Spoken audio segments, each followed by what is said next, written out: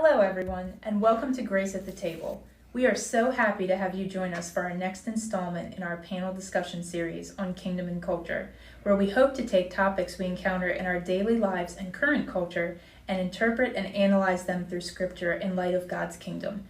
We hope that you'll join us by interacting on today's topic by texting in your comments and questions live for us to interact with. The text number is 443-499-2611 and will be on your screen if you need to reference it later. All questions are sent to us completely anonymous, so feel free to ask any question no matter how crazy or embarrassing it may seem. We will never know it was you.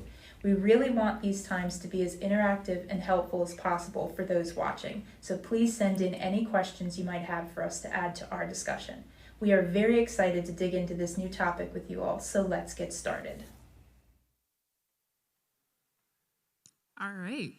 Welcome back, everyone, to Grace at the Table. Today we're joined by Brendan, George, and Don. And, yep, woohoo! And we are covering the topic of sex or sexuality, whichever way you want to go, and single person. Woohoo! Yeah, which I know, well, first of all, disclaimer. Having said that, obviously, if you are somewhere with little ears or that's not something you're in a place where you can hear about that right now, this is your PG-13 warning to either turn it off and listen to it later or get into another space or put earbuds in or whatever you need to do, because this is your warning. There will be content along those lines, so don't be surprised if that's what we're going to talk about today. So you've been warned. This is your chance. Having said that, I'm very excited, actually, for us to talk about this one, because I think this is a topic that, as a church, we do not really get to talk about too often. It's not that we, I think, have been intentionally avoiding it. We just haven't done it. I don't think anyone's freaked out to discuss this, but it hasn't happened. Pastors' meetings, we're talking about, what should be a sermon series? This is not often one that comes up. It has not, and I think this is something that's super relevant today for a lot of people, and at some point in your life, everybody is single, since you're born single, so this is super applicable for everybody. And I'm very, very excited to see where this conversation goes, because if you're thinking we're just going to sit there and tell you save sex for marriage, don't do anything else, ta-da, that's not exactly the chat we're probably going to have today. There's a lot more to be said, and I think we are going to say that? We are going to say that, but there's a lot more to be said. That would be the shortest panel we've ever done, if that's all we got up here and did. Cool, we're done. Yeah, it would be like 5 minutes. So I'm excited, and I want to see what you guys have to say about some of this stuff. So we're going to go ahead and dig right in. So, what does it mean that people have been designed by God as sexual beings, and why is that important? We're just jumping right into the big questions. George, what do you think? I'm ready to answer, because I think the question is really well worded, because I think the key is the word designed, is that we are designed by God, and so if there's a design, then there's a purpose. And I think too often we think about punishment or don't do this, or how far can I go, and all this. And the real question is, hold on a second. If I'm designed this way, I'm designed for a purpose, and I'm designed by someone with a purpose. And so I think the first thing to think is the thing that we leave out of this is, this is designed by God. We're designed this way. This isn't a mistake. This isn't something that, this isn't the cross that we have to bear. This is a design God made us for. So there's a reason. Yeah, I think that's good. And I'd actually like to even go back a step, because that's fine. Go back let's just take forever on the this. Opportunity to answer before I did. So what's the next question? Because I think before we even say that we've been designed by God as sexual beings, I think a more foundational thing to say is that we've been designed by God as physical beings. Okay. I think, because this is actually, I think, important to some of the things that Paul says in 1 Corinthians 6 about this topic. But I think it's also important because so often I think the way that we try to approach temptation in the Christian life is by denying the physicality of our lives. That if we can, that I just need to be a little bit more spiritual. I just need to pray some more. I just need to read the Bible some more. And all of our solutions are just purely spiritual and metaphysical. But we're physical beings. That God has created us with physical desires for food, and so for food, for sleep, like we have these physical desires, including being created as sexual beings. And I think we have to start there, that God created us as physical beings, which is a good thing, that I'm not just a disembodied soul floating around. And so now how we deal with that design, especially, like you're right, God has designed us this way, but that physicality and our desires have gone catastrophically wrong. And so how to balance those two is challenging. And I think to put some perspective on the question too, I think as the representative single person on this panel, I'm going to try to put some structure around some of these questions. I think it can be very difficult if you're constantly being told like sex is for married people, then you're like, okay, like you can compute that. If that's something you're going to choose to agree with, then it's like, okay, yes. But that doesn't really answer the question for you of, okay, well, if I'm single, then what part does that or doesn't it play in my life? Like, how does that affect me? And I think there's still ways that you deal with this area. It's still an active and present piece of how you are and how you're like geared and wired. And that can be, for some people, it's very conflicting. Especially if you feel like you're not supposed to feel that way. So if you're not recognizing that that is part of God's design, I think there's a lot of turmoil for some people in that, where you're kind of going, well, if it's not and it's a bad thing and I shouldn't be feeling that way or, thinking that way or whatever, then I'm doing something wrong. Like that's not acceptable or it's not good or I shouldn't feel any of these ways. I don't know that that's so, but I think to answer this question, if you're going to acknowledge this is kind of foundational for the rest of the conversation we're probably going to have today, that if God is designing this and that's a piece of your life too, it's really a question of what does that mean?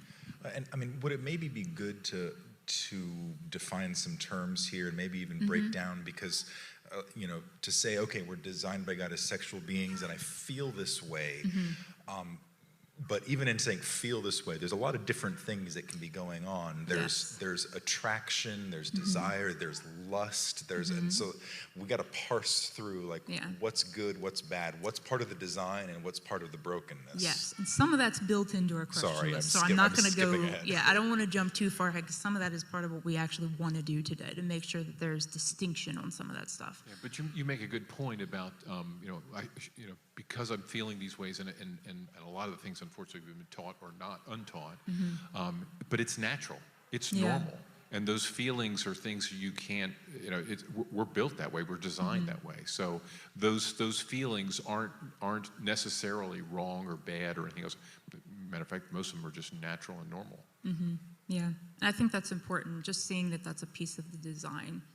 That's not something that we need to, I think we need to settle the panic on that first. So if we can establish that there should not be panic on that front, that's going to lead the rest of this chat. So other thoughts on that and why that might be important beyond that? So you're saying that when, my daughter grows up and she starts being interested in boys, that's not as a dad that I immediately go out and buy a shotgun and keep her locked in her room until she's 30. Well, we didn't say that. I'm actually, as a dad, I'm kind of comfortable with that. But, I mean, I would say no. I would think not. I think to some degree, maybe this is a different conversation, but I would argue that's healthy. I think if you grow up and you have zero interest in that piece of your existence, I might have other questions for that. That's not necessarily like a wrong or problematic thing. But if this really is a piece of how you're designed, to me, that's somewhat healthy. I don't know that that's worth panicking over for parents, but I don't know. I'm not a parent, so maybe I'm wrong. But. Well, I think, if our sexuality is part of God's design, then the implication is it's a good gift. And God's designed it to be a good gift. Now, many of God's gifts, and this is one of them, all have contexts that those gifts are to be, lived out in.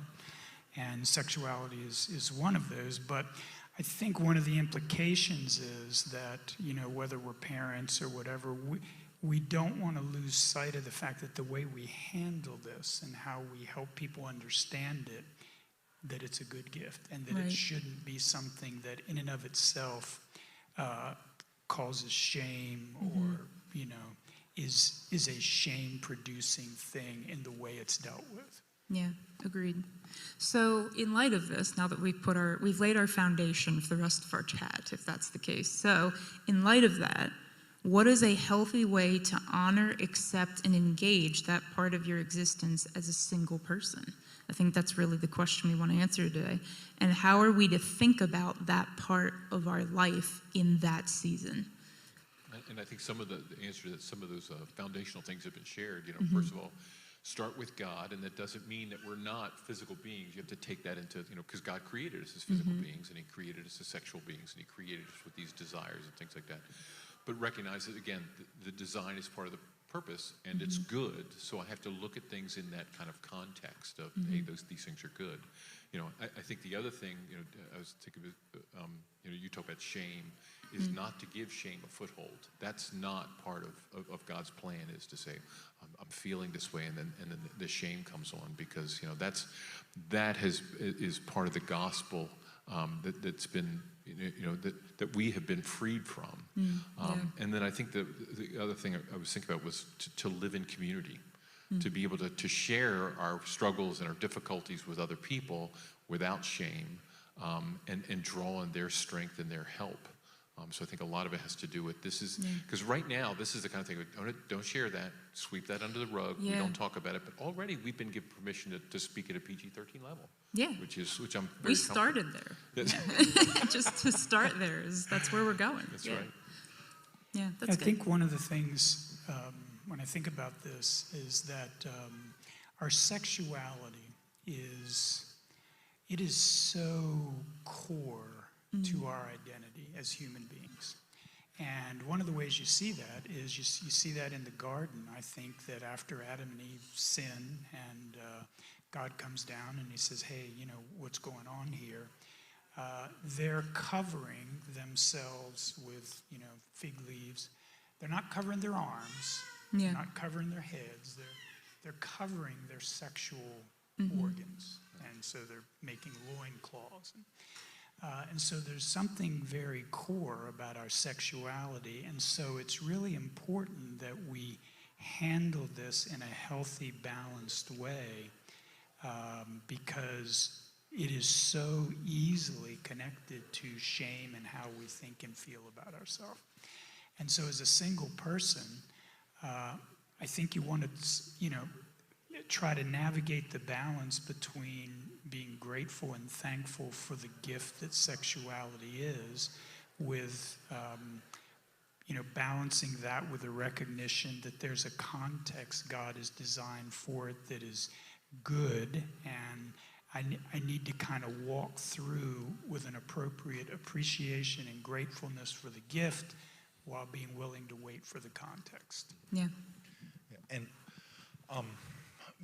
but I wonder if, because I think part of your question, if I'm hearing it right, is obviously the primary context for sexual expression in God's design is marriage.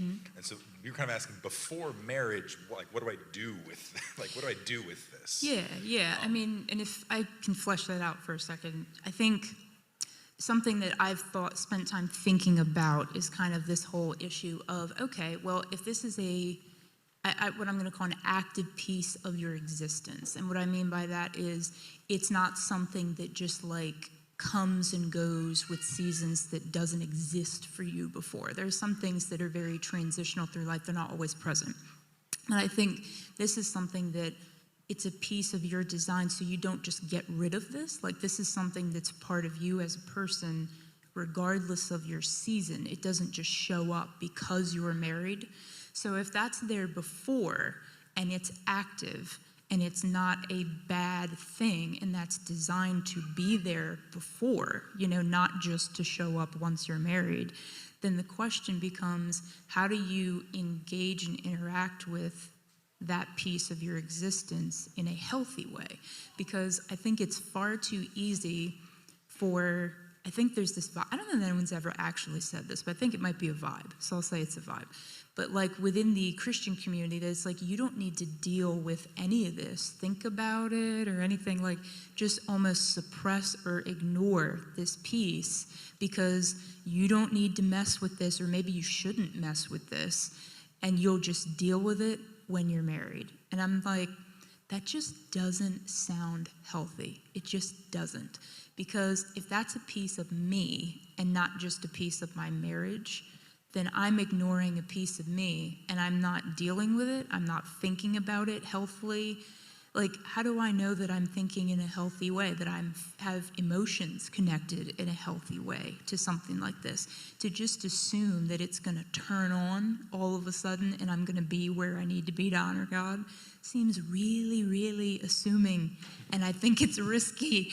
And I've seen way too many people have a very difficult time with that approach. I just don't think it's served people. And I don't want to do that. Personally, I don't think that's a good way to approach this. So I think the other piece of this question is really what you're saying. If it's an active sexuality without being sexually active, if that makes sense, then I know, confusing, but an active piece of you that you're not. That's an interesting phrase. Could you unpack that of an active sexuality without being sexually active? Well, I think what do you it's a mean willingness by that? to engage this topic mentally, I think spiritually and emotionally, without necessarily assuming I have to do it physically. I think that's, if I was going to break it down, that's the way that I would probably do it. Because I think the culture would assume, and tell you even, unfortunately, that you need to go physically deal with this issue, and that the rest of those pieces will follow that decision. Like if you're physically sexually active, that the mental and emotional and all those other pieces are going to get in line behind that. And I'm not convinced that biblically it might be more so the reverse, that God kind of has you deal with those other pieces in the other way, and then the physical part of that is what's reserved to act upon within the context of your marriage. But you're ready for that more so because you dealt with it on the front end of your existence. That's my theory. I can't prove it, but that's why you guys are up here to talk about things and not me. But that's part of why I want to talk about this, because if that's not right, I want to know that too, you know? So the question is, if it is an active, piece of your existence, then it's not just about a list of do's and don'ts. It's not just, this is what I can do and this is what I can't do. There's got to be more to it than that in how you think about this. So you're engaging, but there's the line. And where that line lives is kind of what I think people need to figure out. So I wonder if the two errors on either side that you can fall into here, you mentioned kind of the culture says that, basically equates active sexuality with being sexually active. And, yes. And as an act of self-expression and self-discovery and just whatever, go do it, have fun. Yeah. Be safe. For sure. on the other extreme of some of the ways I think that as Christians we've mishandled this is, like you mentioned, it's just, all right, just shut it down. There is no such thing as active sexuality until you can be sexually active in your marriage.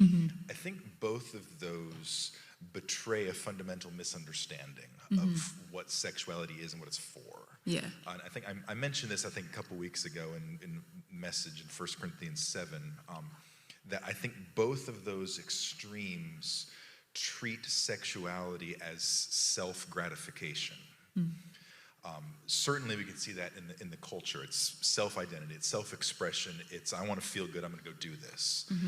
But I think that when we approach, as Christians, we approach just shut it all down, I think we're actually buying that same cultural assumption that this is about self-gratification, and I can't gratify myself until I'm married, so just shut it down. But the Bible just turns that on its head, and Paul in 1 Corinthians 7, when he talks about how this is supposed to function in marriage, he just turns it on its head, that it's not self-gratification, it's self-giving love. And so in the Bible's understanding of what love is that has to happen in a covenant context. It has to happen in marriage. But if you start there, that the reason that I have these desires is not to gratify myself, but God's purpose, God's design for this is so that in a covenant relationship, I can give of myself. Yeah. I think that changes how you respond to temptation. I think that changes how you interact with those desires and emotions that you have as a single person and as a married person. This is why we're coming back in 2 weeks to talk about this as married people, because we can get this just as wrong in marriage. That it's not about me gratifying my desires. It's about me giving myself to another person. Yeah, and I think that does affect the list mentally of do's and don'ts and how you approach this issue too, because I think depending on where you're coming from, that's going to change the way you kind of shape your view and how you can interact with this and exist.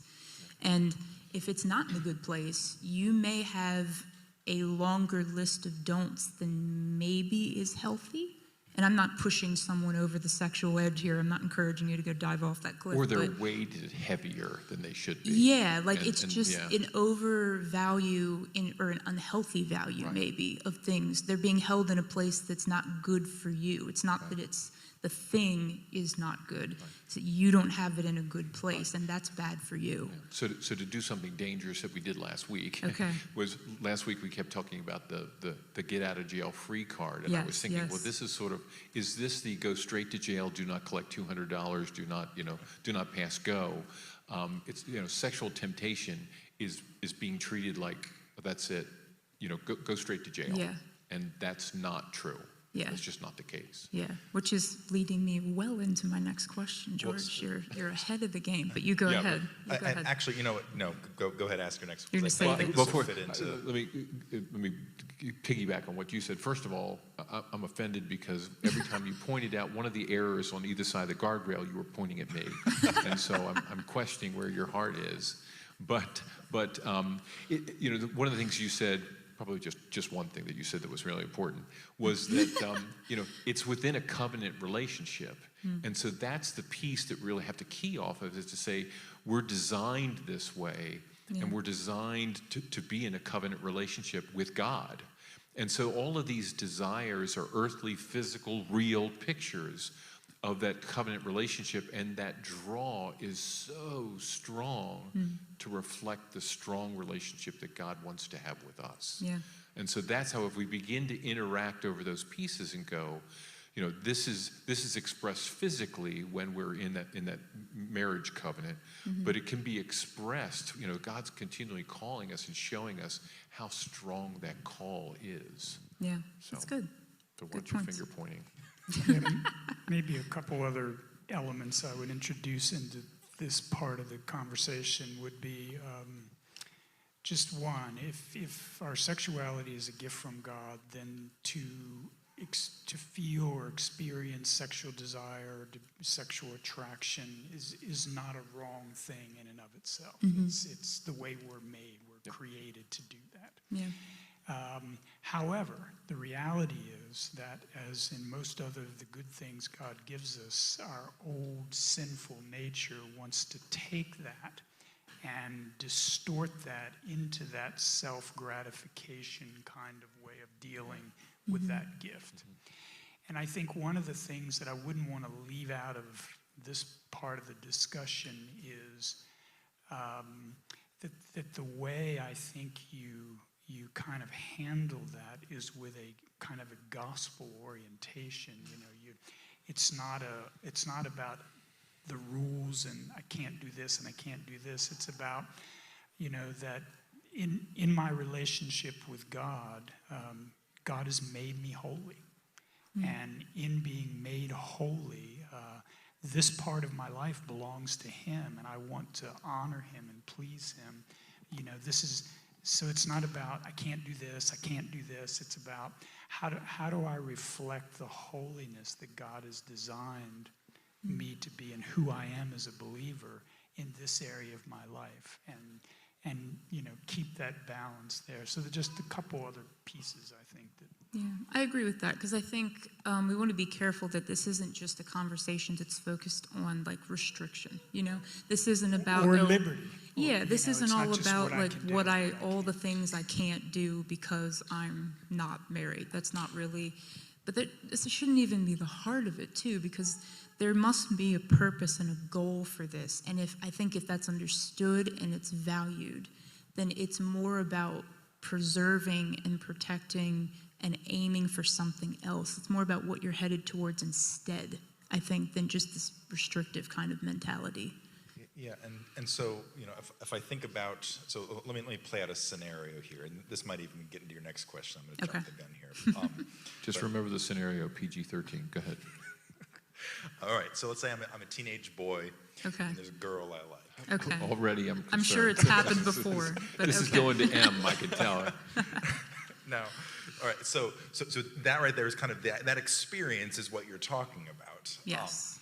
And so now what my indwelling sinful nature wants to do with that attraction is I want to see that girl and then start the fantasy reel up in my mind, imagine be with her, imagine whatever, and go down that road. And what that road is the road of self-gratification. As I see this person I'm attracted to, and so I want to use them to, even if it's just in my mind or whatever, to gratify that desire. It's about what you're getting. It's about you're what thinking I'm about getting what you're receiving out of this. Yeah.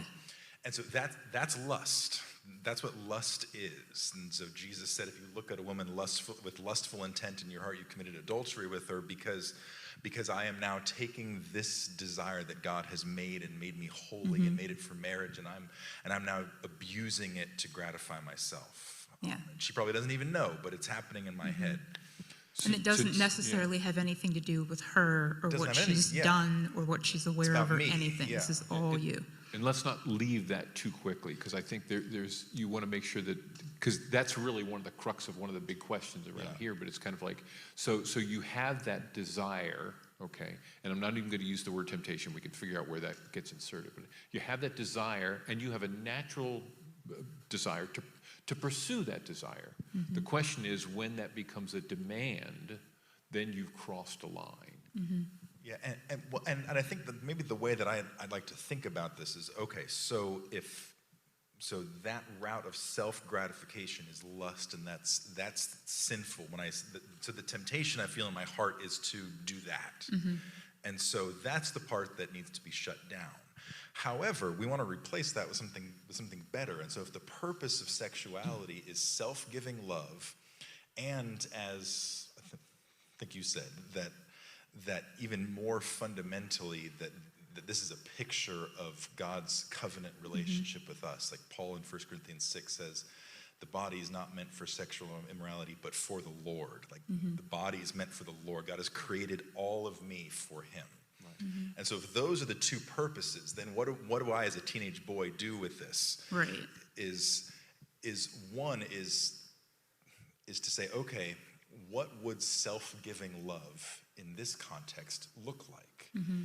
And am I in a place to do that? That's another question, maybe. Depending on, can I answer that question? Because maybe there isn't an answer for that question. Because there are different relationships and contexts. Yeah. Self-giving love looks different, but at the very least, self-giving love looks like me as a follower of Jesus, caring about this person, caring about her good, serving her. And so, so maybe it means pursuing a friendship or relationship or something like that, but with those parameters of I am here for her good. Yeah. And then the more foundational piece of saying ultimately this desire is supposed to be a picture of my relationship with God. Well, lean into that, because just like God has given us food to be a picture of what it means that he satisfies us, so too God has given us these desires. And so my desire for connection with another person, my desire for intimacy, to be known and loved, my desire to for joy and pleasure, and these things that God has made me for, is ultimately found most completely in him. And so what I'd say to the teenage boy wrestling with that is lean into that, into who God is for you in Christ, and serve this other person in love. And that's the proper expression of these desires. And I think by living that out, because I think you did a really good job of kind of like, how do we unpack that? What does that look like? Because when you take that verse and you're a teenage boy and you read, I'm not made for sexual lust. I'm made for God, and you go, okay, then I'm just going to do. It's just prayer and fasting and self-denial, and if you live in community and you start to share that, then people they can hold you accountable. They can kind of coach you on that verse, going, how do I walk this out?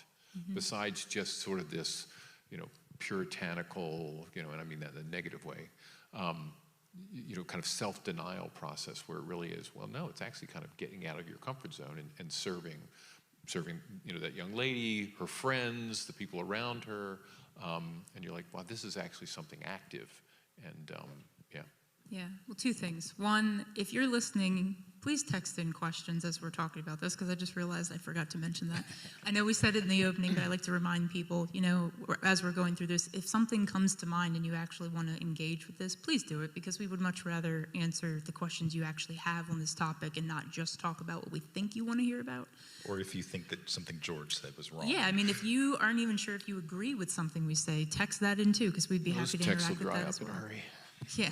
So the second thing is I want to make sure, because we do have a question that's kind of along the lines of where you're going with this, but I want to make sure we actually answer this question completely, which is, are sexual desires automatically the same thing as lust? And what is the difference? And how can you tell which of these you're experiencing? Because I think if you are someone who tends to feel a lot of shame around these things, and you're feeling like just having those desires is breaching into the lust category regularly, you may be feeling very, very overwhelmed, and maybe you don't need to be. There may be shame for things that you shouldn't really be feeling ashamed for. So first, let's define what the difference between those two actually is, and then what are some ways that you can actually seek to tell the difference? Because obviously our hearts are deceitful. We can try to convince ourselves one way or the other. So how can you test that for yourself? What are some good ways to look at yourself or have other people kind of engage with you on this, depending if you're doing it in community or not, to know what's going on in your heart? I think what you mentioned there, doing it in community is important, because our hearts are deceitful, and these kind of parsing out our desires is, we're just so easily deceived. But I think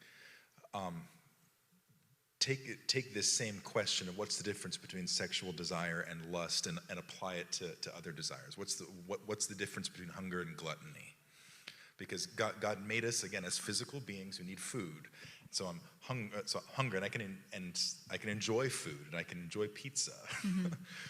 When does that become gluttony? It's when I'm using this to gratify my own cravings and emotional desires, and fill that hole in my soul with pizza. It's become gluttony at that point. Because it's not satisfaction at 2 slices and gluttony at 3. Because that's a rule.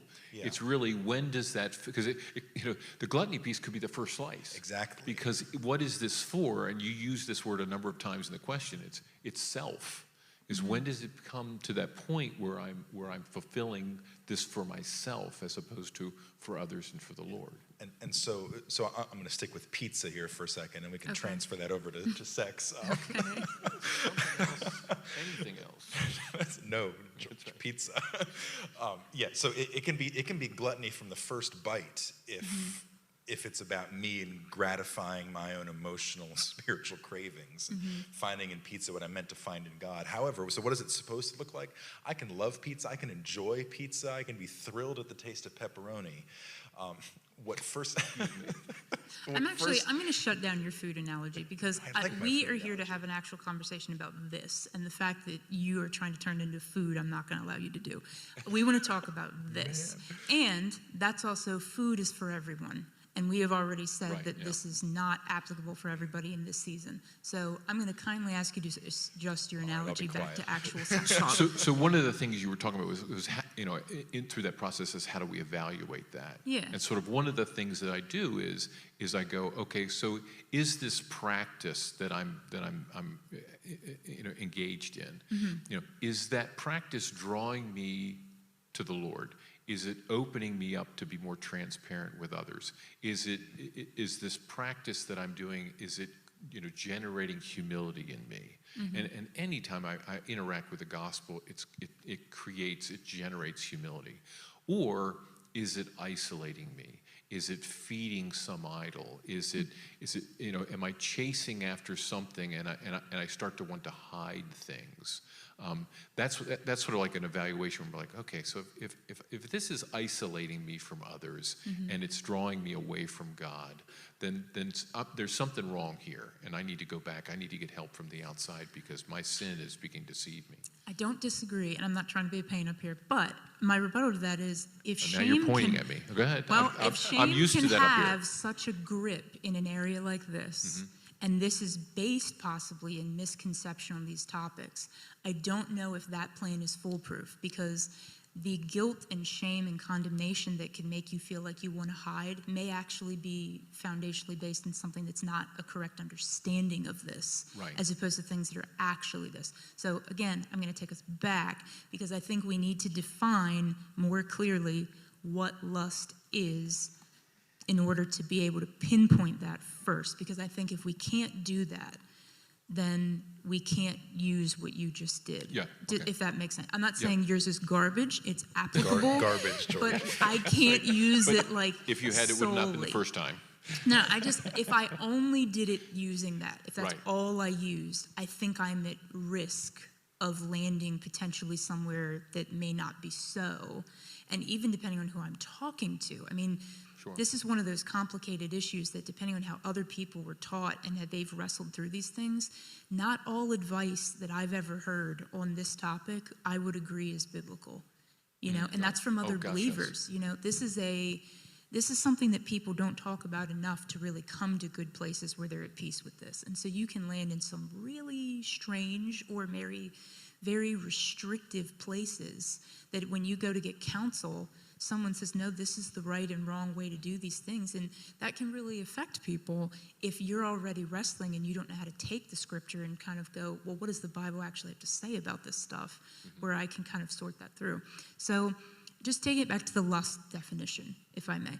So we've talked about a piece of that, 'cause you're talking about making it self-oriented, right? I want to know, like, volume even, because the difference in some ways for sexual desire versus lust, someone could say sliding scale in your mind of the severity of a desire for something like that. So does that actually play a piece in indicating to you if you're being lustful versus you have a very strong desire for something? Does having a strong desire for something automatically make you a lustful person? Do you know what I mean? These are the things these are the things I need you to kind of pull apart for me, because this is where people get stuck. Yeah, and maybe there's a component of that. I'm gonna say yes and no. Okay. Which is super helpful, right? Explain, please. Because I think there's a because on one hand, no, because you can have gluttony from the first bite. Sorry, I'm not talking about. I will reject that. And so I think that that lust is not just simply keyed to the strength of the desire. You can have like a low level lust when it's about self gratification. However, there is a way that you can evaluate this, of saying, is my desire for this, fill in the blank, stronger than my desire to serve God and love people? And so does my desire for this lead me to act in ways that are contrary to what God says? And so, and a lot of times in temptation, the answer is yes, is that I want this enough that I'm willing to do what I know is wrong in order to gratify myself. And so I think that can be a helpful evaluation tool, but I don't think it's simply just a sliding scale of a little bit is okay and a lot is not. Right. But could it be possible to really wrestle with your desire for this area in a very strong way and not be lustful? Is that possible? I think yes, and I think, in fact, if you're not wrestling strongly, it's probably because you're giving in.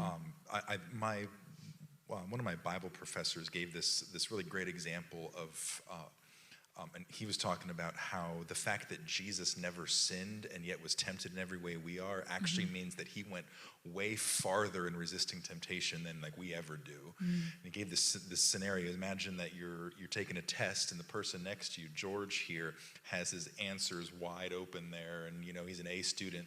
And all it would take is I have the temptation to cheat. I can just look over there and be like, oh. And so, and that would be the first mistake you would make. And now, if I'd be like, "Oh yeah, that's bad," I bounce my eyes, but I'm like, you know what? No, I want that A, and so I resist that temptation for about 2 seconds. Then probably that desire was not even that strong. I just gave into it right away. But if I wrestle the whole class period with being able to cheat and not, that desire is going to go stronger and stronger in me. But that's actually might be an indication that I'm fighting it, not that it's winning. Yeah, but when young boys hit adolescence, the hormonal chemical changes in them, I'll say can be, and probably the better way of saying is most often is incredibly intense. And that's just the thoughts and the temptations and things like that. It's not necessarily lust, but it can be an extremely strong period of wrestling. Yeah. And I wouldn't want someone who's battling that in that kind of a way to take away from this conversation that because that's very intense for them, or that's something that's a very prominent struggle, that automatically means that they have a lust problem. Right. I don't know that that's a correct conclusion. Which then becomes a shame problem. Right. And exactly. Yeah. And then that becomes its own weight to bear, trying to wrestle through that because you feel like you're stuck under the shame piece. And really, I think there's other ways to kind of sort through some of because this. if I'm sitting here battling the temptation to cheat on my test for the whole class period, but then feeling shame that I'm a cheater, like, no, I'm not. Right. I'm fighting for holiness. Like, that's a good thing. Right. Yeah.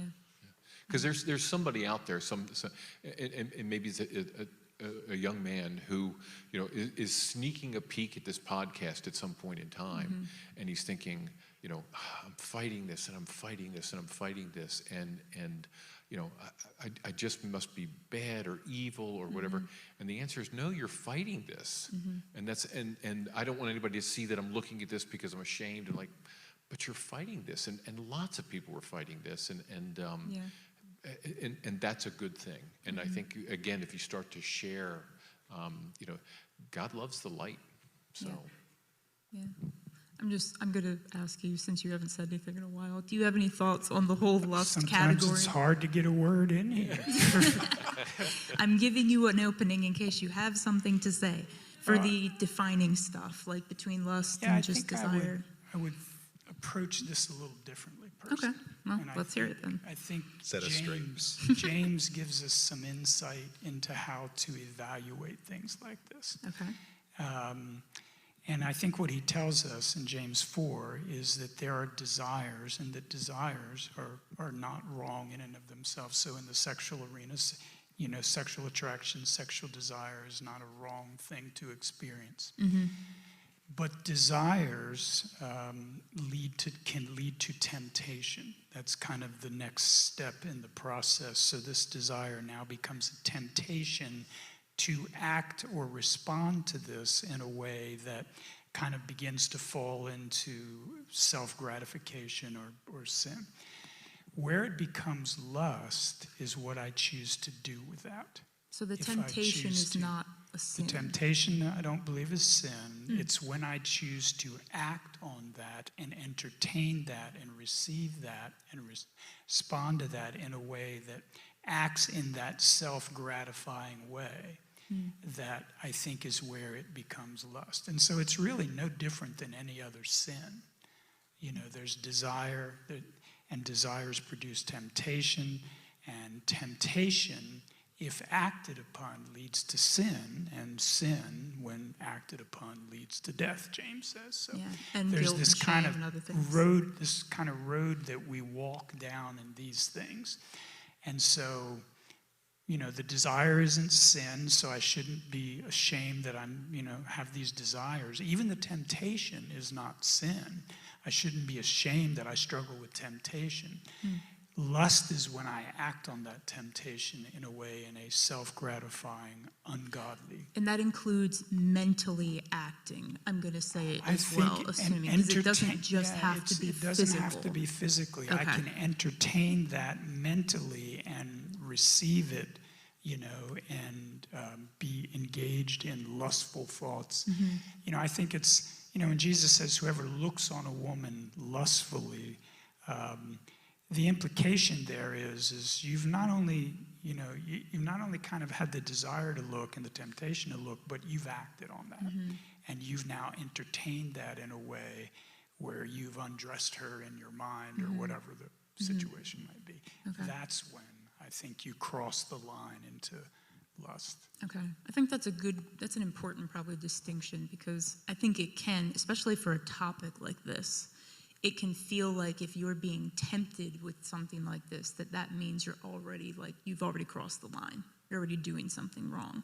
And I don't know that with other sins we always feel that way, but for some reason with this one, I think that can be something that people feel like you're not supposed to be tempted with this. And if you are, you're already doing something you shouldn't be doing. But that's good. I think putting the two of those together might... Yeah, it's interesting you would say that, because if you sit there and there's that, in my case, it's the fourth piece of pizza, and I say, I walk away from that, and typically you think, I resisted. But when we have that thought, we think, woe is me, evil is me. Right, because I fought to resist. Yeah, because I thought it. And you're like, Yeah. well, that means you're human. Well, and, the reality is that this is a common, strategy of the enemy to kind of tempt you and then turn around and accuse you, in being tempted that you've done something wrong.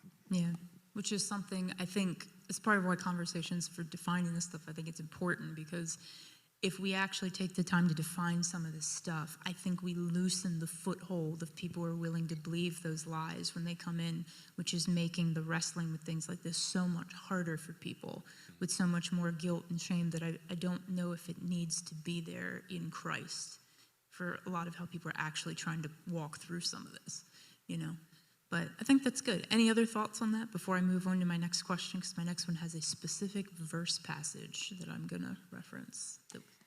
Well, I don't think we want to get into it now, but there's a lot of things that could be said on kind of the practical issues of how I deal with temptation. No, that's fine. Now's a good place if you want to. Yeah, go ahead, because Well, I don't know that there'd that's be a couple things that I think would come to mind. I think the common way we try to resist temptation is, I don't want to do that. I'm not going to do that. I'm not going to do that. And actually, according to some science that I've read, that is an ineffective way to resist temptation, because your brain isn't wired that way. And the classic example that everybody uses when I say, don't think about a pink elephant.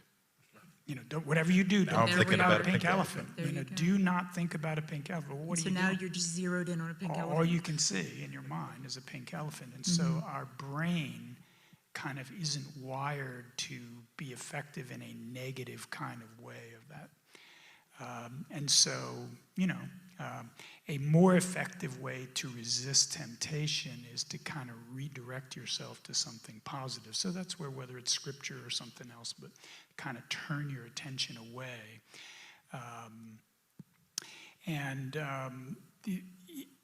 Again, this is a place where I think we all live out of what we believe. And this is where I think our identity as believers and what God has done in us, what he's made us to be, that we're his chosen, treasured possession. He's made us holy. I think, understanding some of those identity realities can be helpful, because if we believe those things, then we'll be more likely to want to live out that reality and how we respond to there's things. a draw to it. It's not, again, we're back to not just being restrictive. We're actually drawn to something else. It's not about the rules and the law. It's about we've been bought by another, and, that we might bear fruit for God. And, so just a couple things there. No, that's good. And I think you can target what you're redirecting to. This is kind of the classic put off, put on. But what you redirect to, I think, can be targeted to, if you, and maybe you need to ask people's help with this, is what is the root issue in this temptation going on for me? Because so when I talk to guys who struggle with porn, which is basically all guys. I'm going to disagree with that. I know that's not always the case, but I will let you continue with your analogy. Go ahead. I find there's usually one of two root issues going on, root desires. One is, for some guys, the struggle with porn and probably more lust in general is the desire for connection. That, it's, call it loneliness, call it the desire for intimacy, to know and be known. And so this is an easy shortcut to a close enough facsimile of that. For other guys, it's more of a little dose of pleasure, a little dopamine hit to so that I can feel better. And so those seem to be those are the two most common root issues I find. And so to target, so what are you redirecting to? Target it to what is the actual desire. So if you're saying, okay, scripture, Bible versus promises of God, target it to that desire. So if it's a desire for connection, to know and be known, okay, what does God say about that? Where is that? How does He ultimately satisfy that desire that He says, I am His and He is mine, and lean into that and pray that. If it's the desire for pleasure, just to feel a little bit better, well, what does God promise about that? What does He promise about the superiority of knowing Him and being with Him, and all things are rubbish compared to the surpassing worth of knowing Christ, and blessed are the pure in heart, for they will see God, and at His right hand are pleasures forevermore. Lean into those promises. So just target the promise to what the actual temptation is. Yeah, I think it's fair to say that if you're gonna, in some ways, maybe to beat some of these things, you don't want to just treat symptoms, if that makes sense. If there's one display of something, there really is a moment to sit back and go, what do I really want? What is that thing or this struggle? What does it promise me? Because the promise is probably really what you're after, and you're convinced that it's found there. So when you treat it that way, instead of just going, like you're saying, I don't want to do this thing, that's going to be a lot harder, I think, to wrestle with things. And some of those desires, they're real, maybe even good desires, depending. You're just going to the wrong place. And sometimes redirecting is just getting out of there. Getting away from whatever it is. I think that's really Paul's instruction in 1 Corinthians 6 when he says flee immorality. That's a form of redirecting. Get yourself away from, the thing that's causing you temptation, so you can. Yeah, otherwise known as doing a Joseph. I believe he was the one who literally fled the room. If we need a biblical reference, that's right. Just get out. It doesn't even matter. Yeah, but you made a good point about is what is that base motivation? Because if you don't address that, then you're probably just putting a Band-Aid over something. Well, not just that, you'll replace it with something else. It may not be, maybe it's not a sexual thing, but to say, oh, well, I just won't do that. I'll shut this door to think you won't turn around and try to open another one. I don't know that that's so. Some of these desires, they're core to our existence. Some of these have to do deeply, I think, with our connection with God and how we're designed to be filled by Him. It's when we're going to other places. So in that sense, this conversation, it's about sexual stuff, but it's not that different than a lot of the other things that we try to fill our lives with that are meant for Him. Right. So I don't know. I just don't want to get, as much as we're on this topic, I don't want to get too lost from that point, because it's still going to be there if you just shut one door. One other thing I would just there's a bunch of things coming. We could spend a lot of time talking about just temptation and how you deal with temptation, but I think particularly in the area of lust and people who struggle with lust, whether it's pornography or whatever, I find that the Bible says in 1 Corinthians that there's no temptation that has overtaken you but is common to man, and God is always faithful to provide a way out. And in temptation related to lust, the key is there's a point in the very initial stages of that where that initial kind of doorway is presented. Maybe it's when you first see that thing on the computer and you're tempted to click that button. If you click or whatever it is, if you say yes to that and take a step down that path, getting off that path becomes harder and harder with each step you take. And if you take too many steps down there, you find yourself in a place where you can't. Yeah. You know, it's more powerful than your will to say no.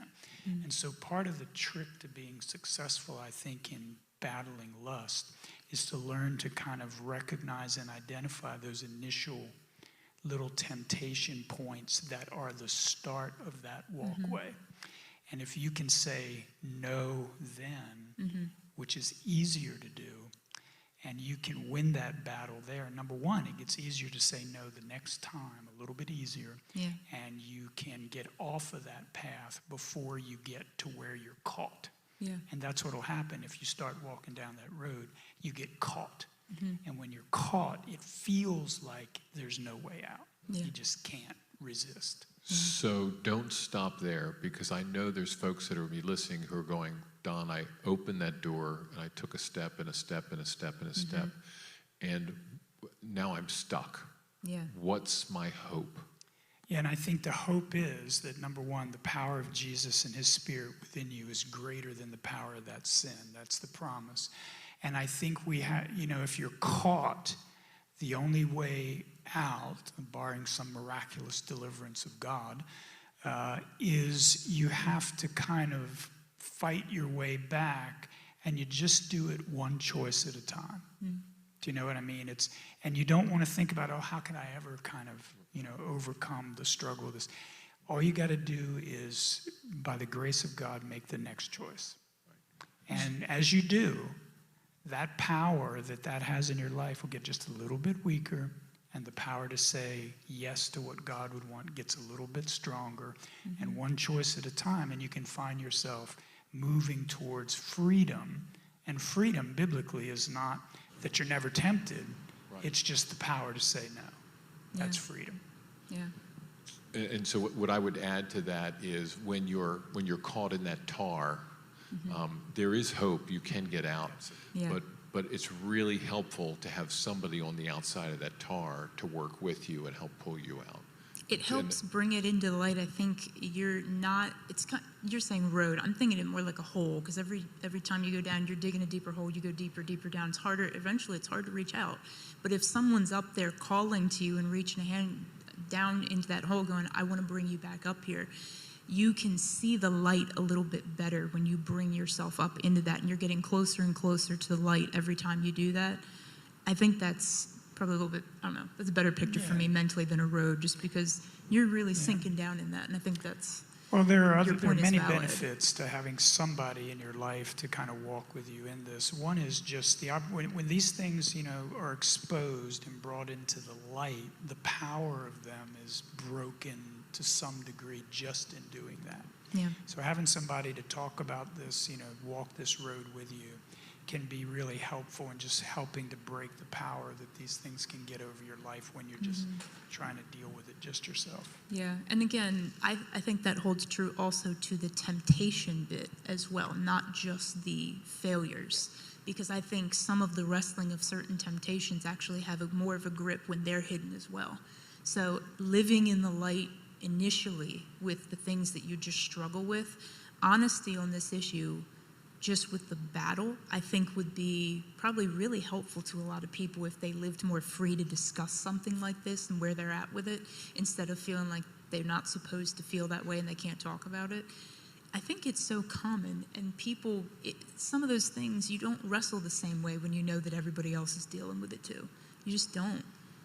So God says, no temptation, but that such as is common to man. I know. I'm not trying to make it sound overly simple, but these are common realities. It is better, I think, and because the easiest lie in there is you're alone in this. This is just you. You know, nobody else is going through this like this, and that's just not so.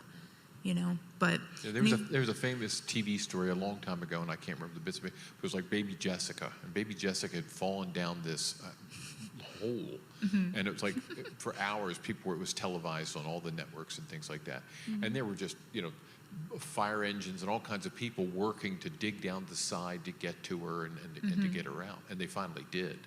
And I think we think of, hey, I've gotten down the hole so far. Not only am I so far down the hole, I can't see the light, but I've lost hope. And then when you start to hear that voice of somebody else, giving you that hope, going, you're not that far. I'll drop you a rope. Let's work through this together. That gives you the hope to begin, and then all of a sudden you see the light. And they're not wanting to stand around that hole going, how'd you fall in that hole? It's pretty bad down there. That's really bad. Looking dark. I don't know how you're getting out of there. They want to help, but we have this kind of, but then what? And I think the answer is, what will they think of me? Yeah. And the answer is, what the gospel already tells us, they can't think any worse. Yeah. We're back to shame. We're back to shame. Yeah. And the lies of the enemy. Yeah. And the gospel does treat that, which is why I think there's other alternatives. If you're convinced you're going to be shamed, take the chance that you won't be, because you might be pleasantly surprised that you're not with people, but you would have to be willing to take that chance, I think, to find that out. And my last comment before we move to the next question is, I do want to say, I know you guys are guys, I'm the only girl up here, but this is still super relevant for the females out there. I know you guys are probably more familiar with your own experience and the people that you talk to more. I don't know if women talk about some of the battles with this kind of a topic as much, but if you look to see if people are willing to talk about it, I think it's actually more prominent. The scale might be more balanced than you would think on battling with these kinds of issues. I would assume so. And I don't know if the way that women think about this or process is different, but you're humans too, and you're created as sexual beings too. Yeah, so I would assume this is not just for the guys. This is definitely not just aimed at them. I just want to make sure that we're stating that, because we're aware that this is for everybody that's alive, and just because girls may not talk about it as much, or you may deal with different aspects of the different sexuality sins and struggles and things that you're longing for, it doesn't really change the fact that you're a part of this conversation too, and a lot of this still applies to them. I wonder if the temptations for women are possibly a little different, though, because I think with men can kind of compartmentalize their sexuality as just a physical gratification thing.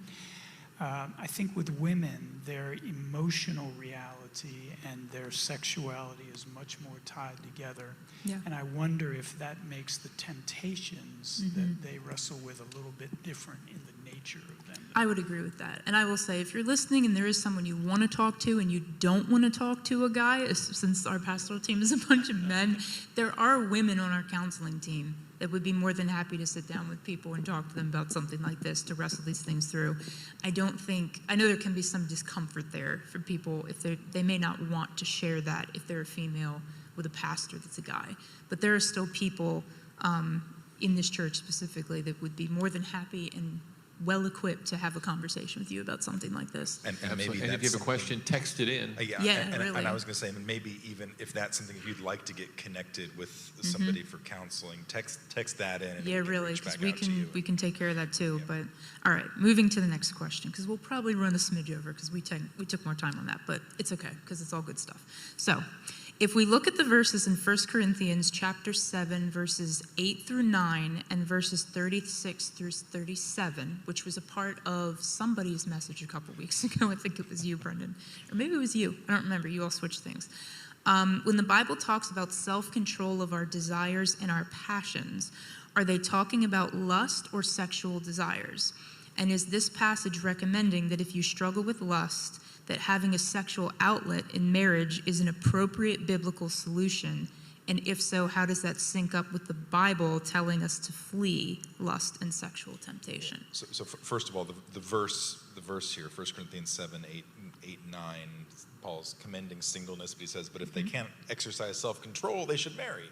For it is better to marry than to burn with passion. So you're saying, how is that, when someone says that, then is that giving you license that if you just struggle with lust and you don't want to be tempted anymore, that it is better that you just go have a sexual outlet in your marriage, that is part of the solution to your problem? And if that's so, how does that compute really with other scripture that's telling you, like you just said, flee sexual temptation? Because in my mind, those two, if the Bible doesn't contradict itself, that doesn't compute if that's what this passage is. And I'm asking this personally too, because I have heard people in the Christian community use this passage to tell me that is why they need to get married, because they are struggling with lust, and this is the solution from a biblical standpoint, that is going to solve the problem. Yeah, so I think first of all, just maybe one observation, and then you guys chime in, is that Paul is not contradicting here what he said like 3 sentences before about the purpose of sexuality in marriage is self-giving love, and you don't have authority over your body anymore. It belongs to your spouse now. It doesn't contradict what he said right before this, that flee sexual immorality. And so he's not, because I think if you apply it that way of if you have struggle with lust, then go get married, and then you can lust after your wife all you want. Like, no, because so Paul is not saying that you can go and now it can be about self-gratification, because it's not. It's still not about self-gratification. Right, so and we'll go into that next time. And it never will be. And it never will be. Right. Okay. Yeah, it's not easy to kind of parse that out a little bit. I think my personal take on it, and other people might think differently, is I don't think he's talking about lust there per se. Okay. Not that it can't kind of get to that point if, but I think the context here is about the different giftings that people have, and that some people have the gift to be single. And the implication is that if you have the gift to be single, your sexual desires, there will be a grace of God that will allow you to, walk down the path of your sexuality in a way that you can fulfill being single and not have that, be a problem. For someone who's not gifted to be single, then that's not the case, And so someone's who would have desires and, sexual attraction and sexual desires without the gift to be single is going to struggle with those things. So are we talking in that context about aimed at a specific person, or are you talking broadly that you're just, that's kind of like where you're at? Like, instead of having all right, let's try. So there's a difference between being attracted to a specific person, maybe, hopefully that that you have these desires for, versus I just want to have sex with somebody and that's hard for me. Does that make sense? I think it could be apply either to or. both? Yeah, Okay. I think, you could be a serial dater and, be involved with different people over time. But the point of it is, if God hasn't gifted you to be single, you may struggle with, your sexuality and your desire, because you want to experience the fulfillment of that, And so I think what Paul is saying there is if you don't have that gift, God hasn't given you that grace, it's better for you to marry than to really struggle with that and run the risk of not having self-control and falling into. Okay, so this is not a blanket solution for lust. This is hopefully just dealing with the fact that this is something that's clearly a part of your life and is stirred up in your life. It's not something that you're just there are some people, this probably isn't a great struggle for everybody. I don't want to make it sound like everyone's automatically struggling with sexual temptation. There are plenty of people that aren't. Some people are just very content doing their own thing. So if they're one of those people, then maybe that's fine for them to stay single and do their thing according to that passage. And I think that's more clear in verses 36 and 37 when he's talking to single people, and he's saying, if your passions are strong, desires are strong, then you're like, that's fine, get married. But if not, then stay single. And when Greg preached that message, I think the way that he applied that was he said that your desires in this area might be an indication of whether or not God is calling you to singleness or not. Yeah, and so don't just pluck the verse about burning with passion out of context. You got to read, because Paul's has this train of thought, and so you got to ride the whole train. I agree, man. I'm just telling you, I've heard it said. I've had people use this passage and tell me that that is why they need to do that. And I have just stared at them. I think in that section, you have to keep in mind that the overarching, and I think the way we approach this, the overarching principle is stay in the life you're called to, as a general principle that God. So single, married. If you're single, you don't need to be married, but God doesn't call everybody to that. And so there's gifting that God gives to be single, gifting he gives, to be married. And whatever you are, it's okay to be that, But marriage is not a solution to your lust problem. I don't think Ending that's his sentence point for that? Yeah. That is not going to solve that. Correct, because the problem with lust is self-gratification, Right. and that's marriage is not a tool of It's self-gratification. Your lust issue is not a context or season of life struggle. It is a you struggle that you will carry with you regardless of season or context. Is that fair to say? So the marriage doesn't change anything. Yeah, because think about it. If you get married because you're struggling with lust and you bring that into your marriage, what's that going to do? Well, we're going to talk about it in 2 weeks. What's probably going to do, because that's literally why we're going to talk about it. But I mean, that's not a healthy sexuality in your marriage to kind of bring that into that, context. Okay.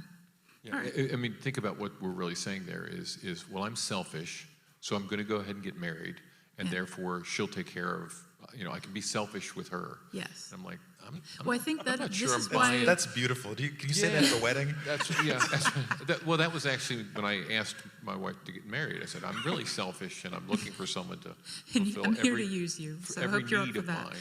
And I I thought think, well, that's why we need to talk about stuff like this. This is literally the reason that I think the church needs to talk about topics like this, because what that would say to me is somebody has a misunderstanding or misconception about the biblical principles of what sex is supposed to be, that they would allow that to remain in their headspace, that this is okay, this is what it is, this is how it's supposed to be, and it's meant for this. Because they're okay with that thought. I don't hear those kinds of thoughts and hear someone wrestling that's normally like, no, that's how it is. Maybe when you put it as, George, you're Yeah, point. Well, but I want to be a little careful here because I don't want to go so far that, because I think what Paul does say is that single people can struggle with sexual desires, and it would be good for them to get married if that's the case. Yes. So I don't want to But assume again, we're back to the difference between desires so and lust. Right, I don't want to assume that every struggle with desire is a lust thing. Right. Yes, that's exactly why we covered it first. That's exactly why. Because I think if it is okay for you to do that, maybe that is an indicator, like someone said earlier, that maybe marriage is something that God has down the road for you, and that's a good thing for you to pursue that, to handle this area in a healthy way. But that doesn't give you license to go into other ways of handling this that are lustful. You're still called to the same kind of conduct standards of maintaining if you're this for what it experiencing is. sexual desires, and attraction, God, and so it seems like 1 Corinthians 7 is God saying, sure, go ahead and get married. Yeah. But what you're taking into the marriage is the healthy, self-giving nature of that, not the twisted, lustful, self-gratifying part. You're seeking the appropriate context for that desire so that it can be God-honoring, instead of saying, I have something I want, and I'm going to go take the rules of context and apply them so I can have it, and no one can tell me I'm wrong, essentially. And I think the broader context of this section in 1 Corinthians, it would seem to me as I read through that what Paul's saying is that The more normal reality of people is you're probably going to be married. That's kind of the more typical state. But singleness is a kind of special gift that God gives to some people, that allow them to deal with this area and everything else involved in singleness, to serve him with a single life. That's more the kind of exception gift than where most people are probably to be married. Okay. All right, I'm going to move on because we do have more stuff, and I don't want to, we will run over, but hopefully I'm going to try to keep it as short as we can. So regarding our effort to have a biblical and healthy relationship with our sexuality by God's design, which is what we just talked about, what is a healthy way to find balance and not fall into the two extremes that Brendan mentioned earlier of relating to sex in an extreme shutdown or fear mentality, or in the other extreme of leaning into sex too much, and they're in seeking like comfort and leaning into lust or sexual temptation. So a little more context for that question. I think especially for the Christian community, if not just our church, that there's really two main directions I think people take a category like this. You're either uncomfortable with this and you've heard so much stuff about, you need to flee temptation, this is going to be difficult, it has a grip on you. There are people that really try to scare you about sexual temptation because they are convinced that if it gets its mitts on you, you're just going to go down like a brick and it'll be over and you'll be ruined, and it's just So they really try to freak you out a little bit that you need to get out of there, you need to have nothing to do with this. And I think it can create I'm so uncomfortable around anything around this because I'm scared it's going to be a temptation that I can't resist, and I don't want to think about it. I can't think about it. I can't deal with it. I can't be near people of the opposite sex because I don't want to be like attracted to somebody. Like nothing feels safe. It becomes very fear-based. So it's complete shutdown. Like you won't even deal with this area of your life. So when we talk about an active piece of your existence, it's not for you. You need it dead because you need to be safe. So that's one end. That's extreme, but I'm painting a picture of a sliding scale here. Other side is people are going, no, this is a piece of me, and I can't deny this piece of me. I'm aware that it's there. It's difficult for me. I can't accept to that other extreme. I'm not going to be able to be that person. And I want what I want, so how do I find a way to get closer to that and still be where I think I can be without getting in too much trouble, hopefully. So you're more pushing the boundaries a little bit. You're wondering, well, what can I do? And you're more of the, what can I get away with before somebody tells me I crossed a line? So you're sitting back there redefining what sex means and a bunch of other things that you think you can and can't do, throwing out rules that other people on the other end have made for you because you want to be comfortable with this piece of your existence. You're trying to get there. You don't want to feel like you have no idea what that is for you, and you want to push into that, and you're just trying to figure out how far is too far. But often, when you go that way, maybe you realize a little too late in many cases that maybe you crossed the line, but only after, because you're pushing that line. You're constantly testing it, trying to see how far you can go before you go, maybe that was too far. But you're obviously, if you go that way, you're going to cross it more likely than not at some point. And that's the game you're playing. So and that's like just seeking extreme comfort, trying to get connected to this and struggling to do so, I think, to land on this. So if those are your extremes, I would say both of those are probably out of alignment. Agreed? I think that would be safe. Okay, yes. Yeah. So I would like us to take a minute to kind of break down why both of those are not good options, if that makes sense. Like both of those are not healthy, but for different reasons. He pops that mic up pretty quickly, doesn't he? Just, man, he's on it.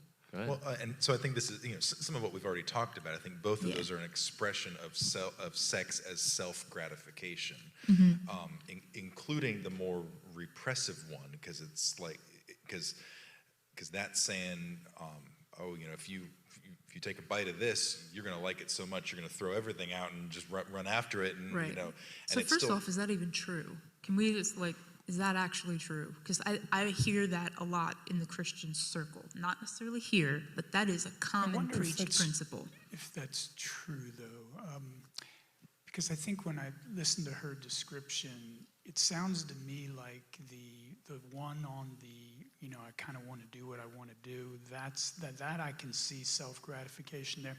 I wonder if the problem with the other one isn't law. I would agree with that. It's fear-based. That on one hand, you're in the self-gratification camp, but on the other hand, you're trying to deal with this under the law. And what's lacking in both of those is, I think, a proper gospel, orientation to this area of life. So I wonder if they are exactly the same. Yeah, I don't think they're exactly the same, but I think that's right. It's attacking the problem. It's the idea of sex is self-gratification. How do I deal with that? Do I either deal with license or do I deal it with legalism and rules and fear? It's license and legalism seems to be the... Yeah, because the one actually seems, and I would wonder if this might be true of both of them, so you all can answer this. If the position and placement of sex in your life might be too elevated on both extremes of that spectrum, potentially. Yeah, because I think one of them's fear-based. It lacks faith. It doesn't take into account God's kindness and grace. And then the other side of that is is license and ignores a preponderance of Scripture on how we should behave. And so to me, when I thought about this, I thought it really says to me, it's kind of like it lacks that God-centeredness that says, what is this really about? What should I be doing? Neither one is living for Christ. One of them's running away from the enemy. The others, is satisfying my own flesh. What does God want me to do? And that's where I need to come back to. And I think that's the appeal Paul makes in this area. You're not your own. You've been bought with a price. You belong to another. And so it's that gospel orientation and, all that God has done for me and what he's, done in me and how I am to reflect that and how I live. That's probably the only healthy way you'll kind of manage this area, in a balanced way. Yeah, I just wonder if it makes sex too important in the spectrum of your life is more like what I'm thinking. There is a danger, I feel like, on both ends of that it's too elevated as a importance piece. And I wonder at times if this is something we get wrong when we're trying to get it right, that we over-elevate this. And it becomes the sacred, great, biggest thing out there that is just so important that it covers everything else up, and everything else seems like small sin and small stuff in your world, but this is like a big thing. And that's the point we made when we were when I did a message and panel about homosexuality. Yeah. Is that our culture centers sexuality as this is the be-all and end-all, the purpose of life. But then in reacting against that, we can take it and make it this huge elevated issue too. Yeah, I just wonder if this is one of the ways it particularly creeps into the church, that for the fear-based camp. Because I think if you were raised in the church, I think you will definitely maybe understand the two extremes of this spectrum if you grew up through the church. Because I feel like you're going to lean one way or the other probably. But that fear-based camp, I just think that sounds like the encampment of people that are like, my purity is the sole glowing factor about me, to the point where this is like the gold star of my existence, and if I let anything taint this, I will be worthless. It's do you know what I mean? If you built your value on it and it goes away, then... Exactly. And I don't know that the Bible captures this area in that way. I don't know that that's how we're taught to look at this. I think that's shame-based, but that's also putting your identity still in the wrong thing. So I think, and I'm soloing that out because I think that encampment can feel very right and righteous about the shutdown. The self-preservation of such a glorious thing, And I don't know that that's actually so. I think that's dangerous for people. Yeah, because it's finding your identity in what you do, which is dangerous because either you're going to succeed and be self-righteous, or you will fail and live with shame. Yeah. But that's the gospel addresses that. You are not, your identity is not what you do. Your identity is what God has done for you and what he says of you. And he has made you his child. And your status of holiness is based on the blood of Christ and not based on what you have or have not done right. Yeah. And I think, just thinking this through, if you're in that camp and you then decide you are going to get married, I think it would be very unrealistic to think that you're going to be able to flip a switch and turn that mentality around this topic and area of your life, just turn it off. I don't know that that's actually how that works. If you're convinced that this is like a kill it thing, if you think it's just going to reactivate and you're going to be good to go and just be fine, be in a good, healthy place, from what I've heard from talking to different people and reading a lot of things, that is not how that works. I don't think that goes well. Yeah. And I've been through enough counseling situations where it doesn't. Yeah. It can be difficult. Yeah, I think that can be another obstacle. Because again, everything you're doing on the front end before you're married, you're bringing it into your marriage. So this is why we talk about it now, because to think that some of these things, if they're not healthy before, that they're just going to turn healthy in certain other contexts, it's not correct. Yeah, because there was this no, and now all of it's yes. Right. But really what it was evil, That's right. and now it's good, and you're like, well, I'm always thinking about this as evil, Right. and then all of a sudden that And suddenly that you think you're going to feel jump permissible to can be go into very- evil yeah, zone. I don't exactly. think so. Most likely not. You go ahead.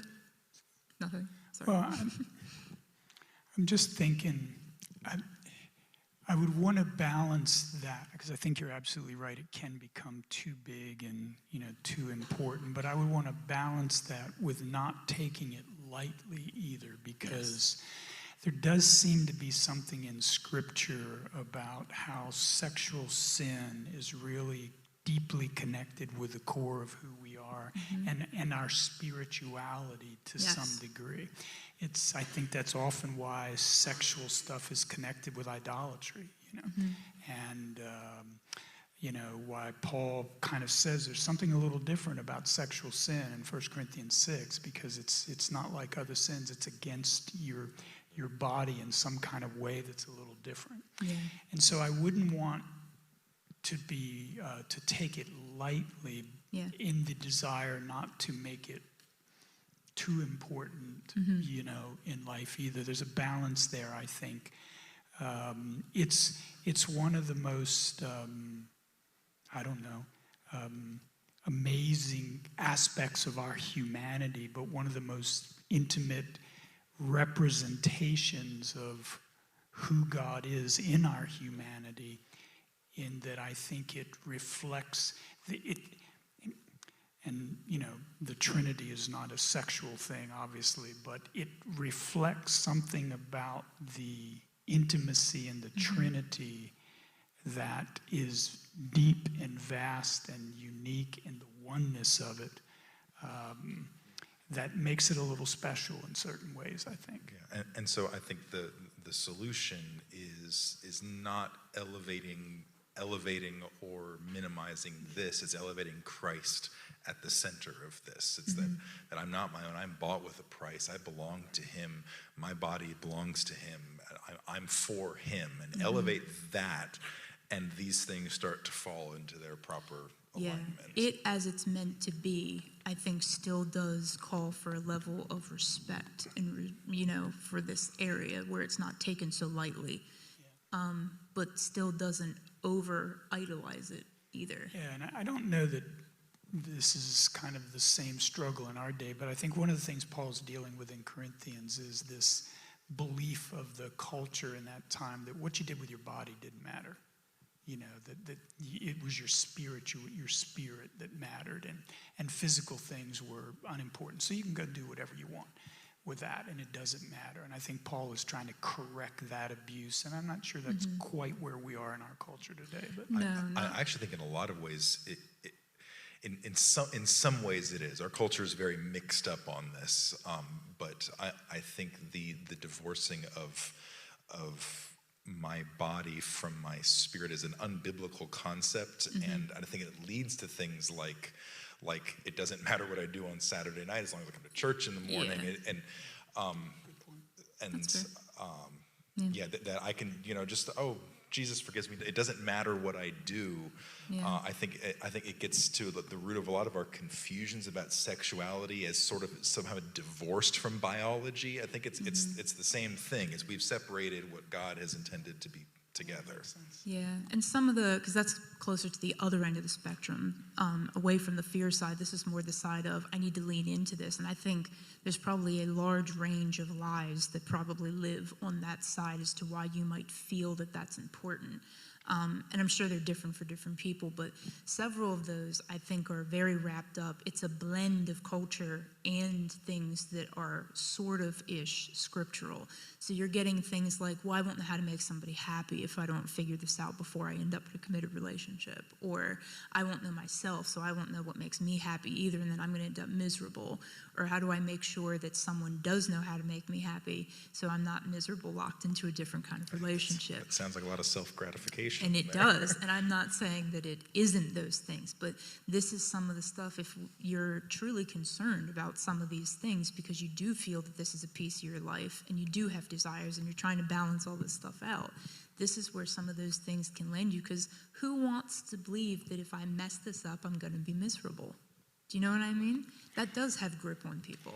I think one other aspect that I'd want to kind of mention in relation to trying to find, a healthy balance in how we deal with this area as single, people, is I just want to say how important I think it is for parents to deal with this in a healthy way with their children, because I think one of the things that led to some of the problems in the evangelical church, in the last 20 years or so, is that parents kind of who grew up in the sexual revolution of the 60s and 70s and all of the changes that were taking place, there was kind of a fear that of what's going to happen to my kids in this area.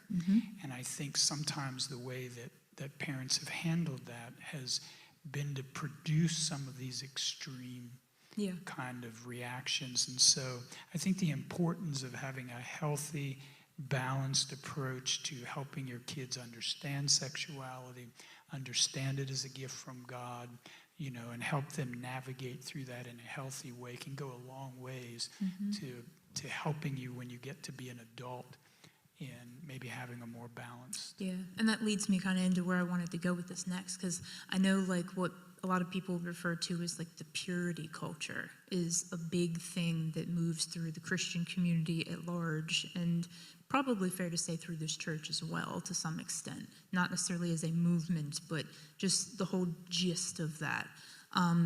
So there is also a lot of people that have had a lot of damage coming out of something like that. There are definitely places I think you can look and say that somehow that didn't go quite as it was intended to go. Again, trying to do a good thing that somehow goes awry, And I think it was meant well, but I don't know that it was always handled and processed through and executed very thoroughly on something as complex as this, especially on a larger scale. So for something like that, what are some of the things that you think that movement in dealing with this area of life gets right, and what do you think some of the things are that it gets wrong? Well, let me preface it by saying it was a movement, and movements tend to be really good at one message, but not at a balanced message. And I think that's probably where it went wrong, and it went wrong to such a degree because of this being, and I hate to use it because of a phrase you use, this is almost like the unforgivable sin. Yeah. It's really blown out of proportion. We don't want to minimize it, but it really is. It's this gigantic thing. And so I think that's probably why this has occurred. Yeah, and I think think maybe briefly, sorry to stop you, we should probably define purity culture real quick, just to be, so that in case that's not a term someone's familiar with as to what we're talking about. Is it more than just a movement? And if so, what's the heart of the movement? Could we capture that real quick, just in a sentence? So I kind of grew up as I think millennials growing up. I think you mentioned sort of the generational thing of parents responding in a certain way, and so purity culture is sort of a wide and nebulous thing, covering everything from some good things to some bad things. But I think it was, I think in a lot of ways the centering of sexual purity as kind of the Be all end all. if not the be all and end all, at least as the foundation and the capstone of discipleship as a young adult. That this is the main thing that we have to work on. Yeah, I mean, you didn't go to a youth anything and not get a message on this topic. This is what youth group was for, was to talk about this. For sure. It felt that way probably at times for different people, but yeah, okay. Yeah, and so again, it's sort of a nebulous thing. It wasn't some like organization, but from books and conferences and speakers and and talking to parents, and here's how to raise your kids, and it had this effect of putting this at the center. Yeah, but it was all centered around the preservation of sexual purity and the high value of that. Is that fair to say? And and I think, obviously the intent, I think, was good in that in a culture that is becoming increasingly sexually permissive, how do we protect young people from the effects of that? Which is closer to what you were saying before, that you don't want to just make it seem like it doesn't have an impact on people. Exactly. Yeah, because it does. But I think some of the things that, in addition to elevating the sexual area and sexual sin to, higher than it should have been, I think it kind of, and this is so often the case, good ideas kind of devolve into a methodology, a list of rules, a kind of approach that if you just do these things, or it'll don't all do work these out. other things. Or don't do these other things. And so, whether it was the courtship versus dating, and not that there aren't some good thoughts and wisdom in some of these things, but they become kind of what you got to do. Yeah. So instead of principles, it became practice. It becomes a legalistic, methodological way. And if as a pastor, you don't have to be around families very long to know that families can do the greatest job in the world parenting, but things don't always work out, happily ever after.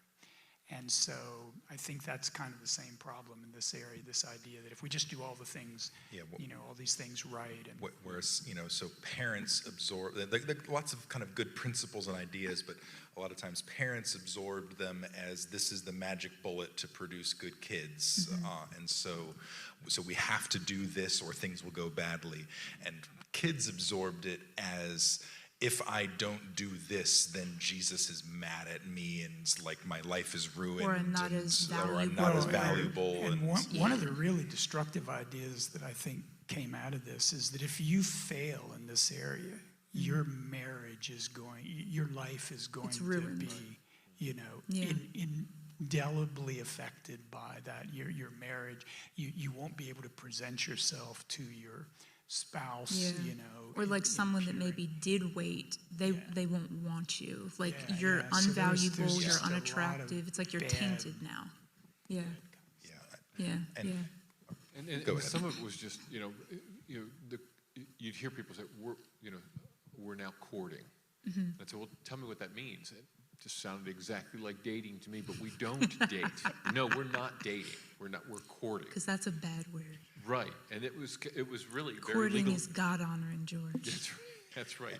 But we're not doing anything different about it. We're using this word because it was almost like dating then became a bad word. Right. And this is when you should, if you use discernment, this is why you ask why people are doing things and what they're actually doing. Because if you look at that and say it's the same thing, a logical brain would go, this is no different. It doesn't matter what you've called it. It is what it is. So but culturally, I don't think it was treated that way because we were literally locked in on terminology for some of these things. There was a jargon for it. It was very interesting. To this day, my wife and I have a court night. We don't date. So that's not when she's taking you to court. That's right. Well, we weren't going to cover that.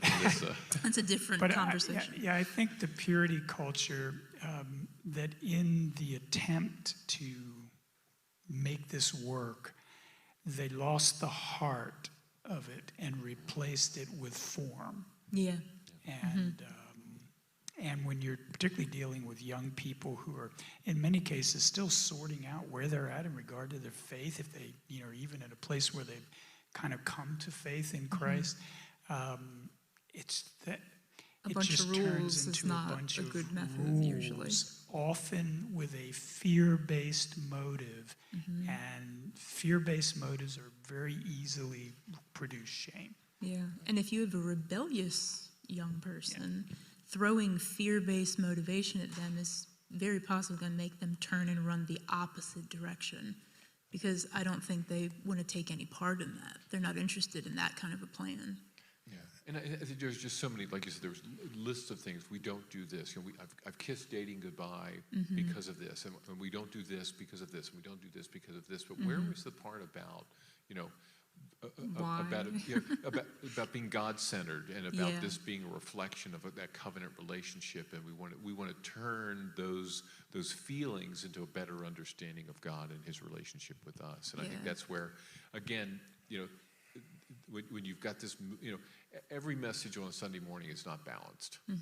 If you take them all in, eventually we get some level of balance. And I think to their credit is, it wasn't designed to be balanced. Now I think there's some pieces that they did leave out of the book or whatever, but that's the part that missed it was the why and the heart behind it. Yeah, and it's common when you get a big group of people or even a small group of people together and they all try to get like-minded on something. It's super common that we start making a rule book just automatic. No one has to say it.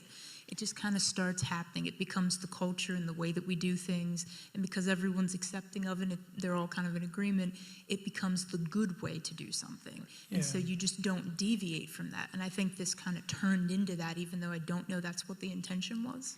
Well, I think that's common in general. Yeah. In Christianity, in spirituality, that, what in its initiative is a genuine spiritual good thing devolves into a legalistic framework of how we relate to something.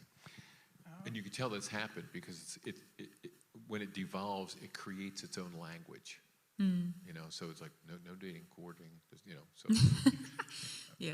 And I think one other way that this went wrong, and maybe this is because of some of the fear-based motives, or this is some of the fruit of the dealing with externals rather than the heart. But I think that there ended up in the purity culture being a sort of a double standard with guys and girls. And a different effect that this had on guys and girls. Meaning what? Like, meaning, for example, part of the purity culture, it was a big emphasis on modesty.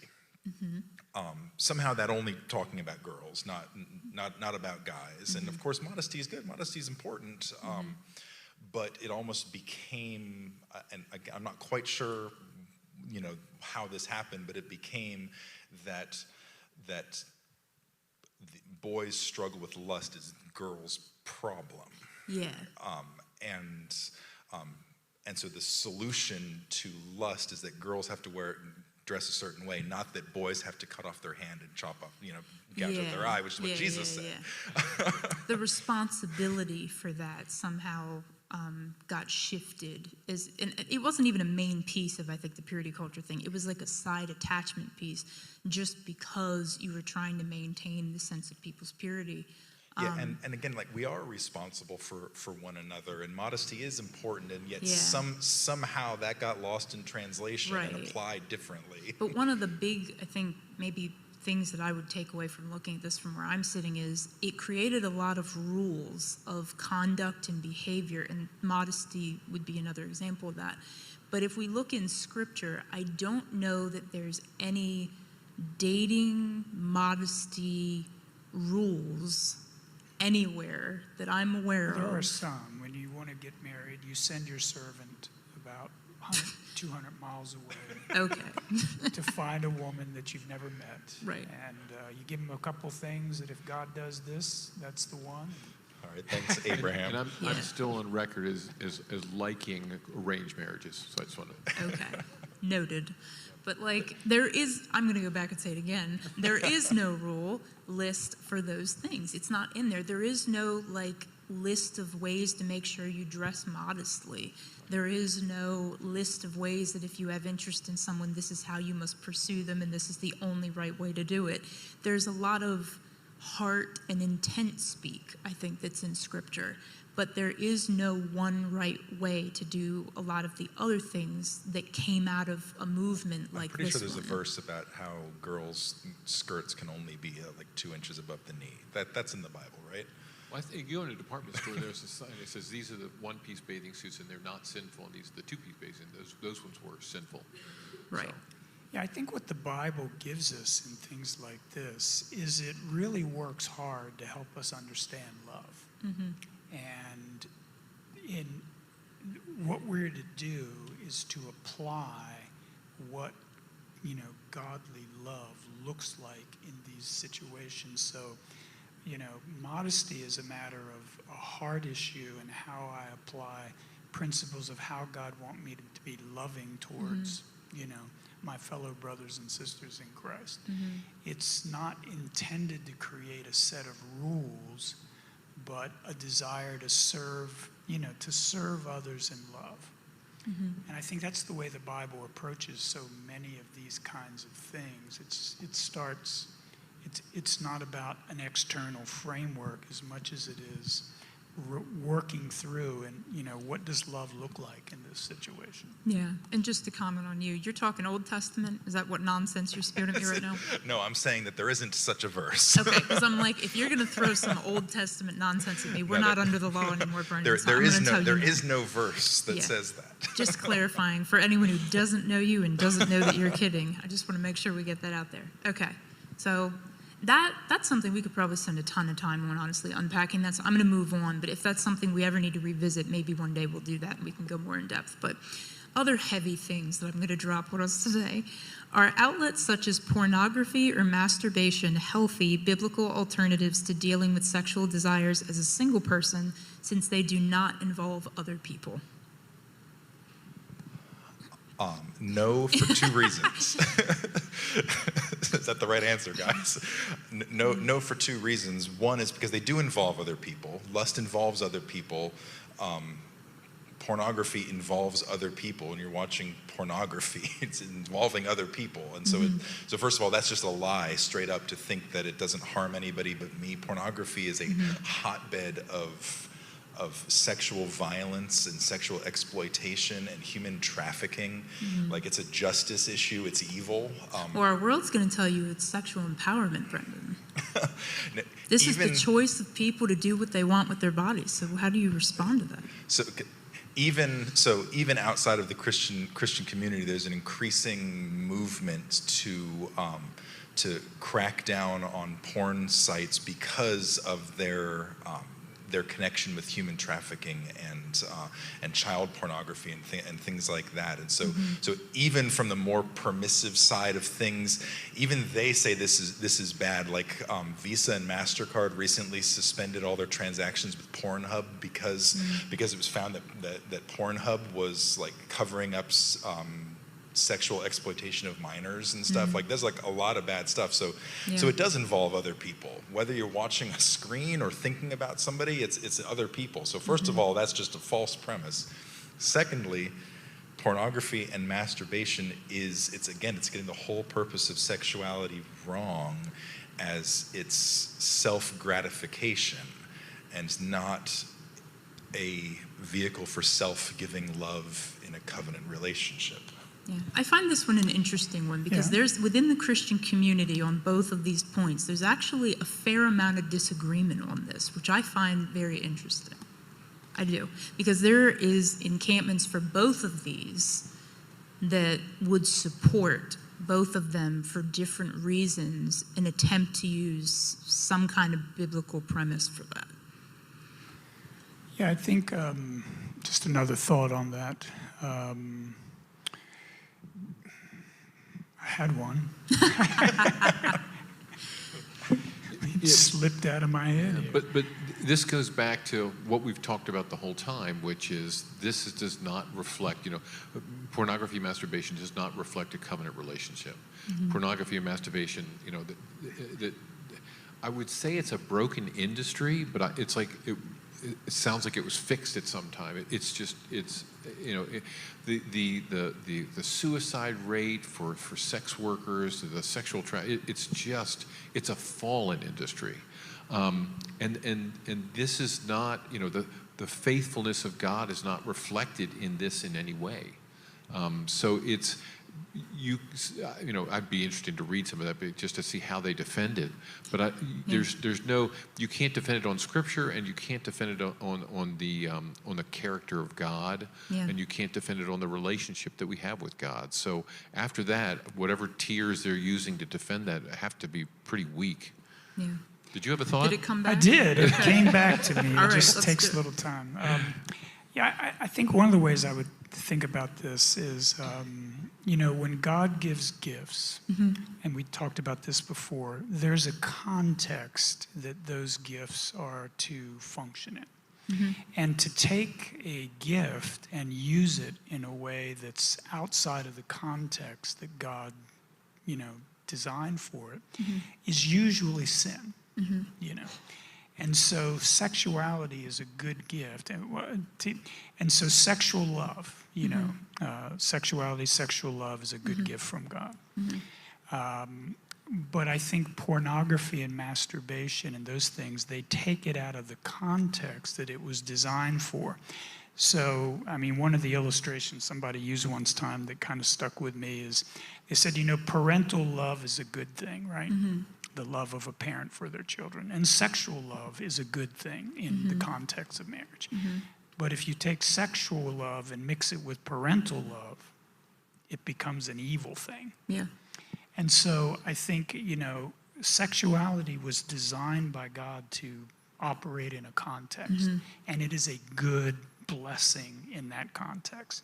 To use it, to take it and try to use it in context that it wasn't designed for, distorts it and twists it from what it was intended to be. Yeah. And that's where I think pornography and masturbation go wrong. It seems like at least the common thread that the two have together, because I'm sure there are things that they have that are individual to this too. And that's where immorality, that's where, adultery goes wrong. That's where, just sexual activity outside of marriage goes wrong. They take this good thing that's designed for a context and they use it in a way that twists and distorts it. Yeah, because it sounds like what they have in common is that they do not work with the intent that if sex is for building intimacy within that context, neither of these actually seem to support that.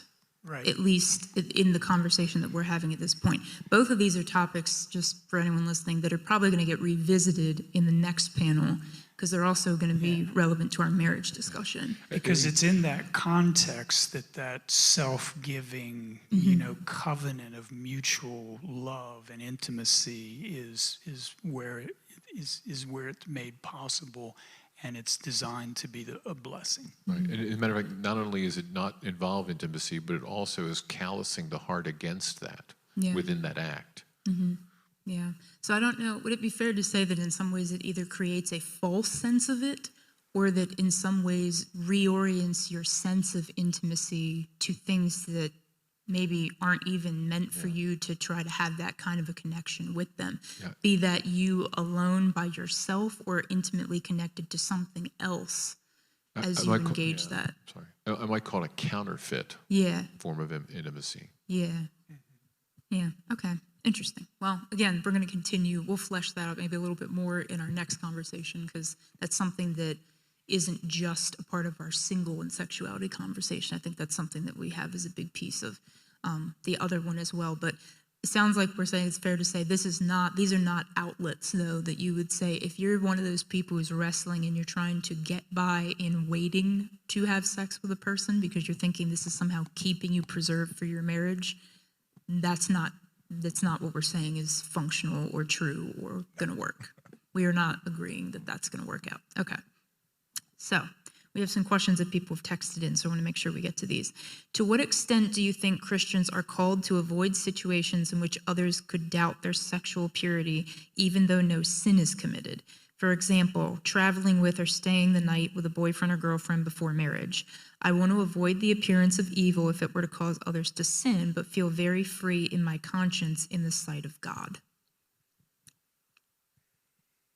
So the original question is avoiding those situations, just bringing it back. Well, and there's an avoiding situations. Maybe there's two different types of avoiding situations. One is an avoiding situations to avoid temptation, to flee sexual immorality, and so maybe I could ask the question. So, do you think travel and spend the night or whatever with your boyfriend or girlfriend is an area that you can act in purity? That like if so, like okay, like more like cool. Maybe that would not have been my experience, but I don't want to necessarily. But yeah, but then it's like, is it fair to say that because it's something that you or somebody else might struggle with, that means somebody else is going to be having the same? I'm kind of curious to kind of hear their experience and how that doesn't lead to temptation. But I mean, if it doesn't, I'm glad. But the other thing they you might have the wrong boyfriend or girlfriend. Oh, geez. Sorry. All right. Sorry to whoever asked that question. Email George if you don't like that one. You can email directly to George. But the other one they mentioned was I think directly the question was about more of the appearance of evil. And read the first part of the question again. I'll read the whole thing. To what extent do you think Christians are called to avoid situations in which others could doubt their sexual purity, even though no sin is committed? That was the first part. So avoiding the appearance of evil is a real thing. That's a Bible. That's a Bible verse. I don't want to give like there should be no hint of sexual immorality, but I want to take issue with I'm going to structure my behavior because people might doubt my sexual purity. Like what? Because first of all, who are they and why do I care? Because it is before the Lord that I stand with my own sexual purity. Well, the second half of the question is I want to avoid the appearance of evil if it were to cause others to sin. And I'm assuming that is when you say why, I think that's the why. Yeah, because there's some layers here. I would like to diffuse and we can't chat with the person they're worried about. We can only answer them. Yeah, so I the last thing I'd want to do is have a church culture where people are doing that, of doubting, of being like, oh, what are they up to, of a mistrust and shame and fear based. Like that's just icky. Let's not be that kind of people.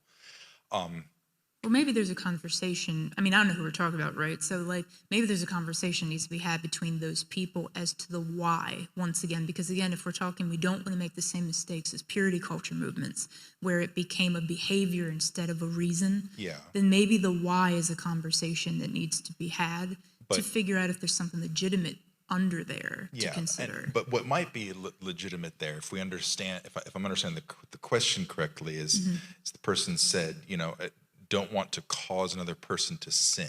The scenario that they're speaking of that I think would be legitimate biblically is, let's say that I am able through whatever sort of means to be in that kind of context, and there's no issue for me. We've set up boundaries. We're really clear. We're good at communication. There's no temptation there. But my friend over here would really struggle with that. And so if I say, hey, let's go camping, you guys can have a tent, we can have a tent, and that might be an area that I'm able to persevere in holiness and not for them, for me to be like, hey, come and do this, it's fine, is actually going to be leading them into sin. But there's a difference between, and I don't know what we're talking about here because I'm not sure, trying to entice someone else's behavior into something you're comfortable with versus just letting them know that you did something you're comfortable with that maybe they wouldn't be comfortable doing if you think it would upset them, just to know that you were comfortable doing it. Does that make sense? Like, they're two different things. I don't know in this question, because we don't have those details, which one of those we're addressing. I don't think that we should should be particularly concerned with upsetting somebody. Just like on your own behavior. I guess I read it more as because I would be thinking to myself, would I, share a room, share a tent with my boyfriend, girlfriend? And I think my first thought was someone might read that a certain way, and it could, they would interpret that a certain way, going, well, if they shared a room, they must have shared a bed, they must, and in that sense, cast a shadow on, on two believers living out their faith. And that's what I wouldn't want happen. In other words, and let me apologize. I probably, I joked from my own context, and I'm thinking, here's two people who obviously have that sort of thing in check, and that's great. So I hope I didn't offend you. But I think to myself, you've got that. It's not of I don't want someone else controlling my behavior. I get that, but I'm thinking to myself, I have the freedom to do that.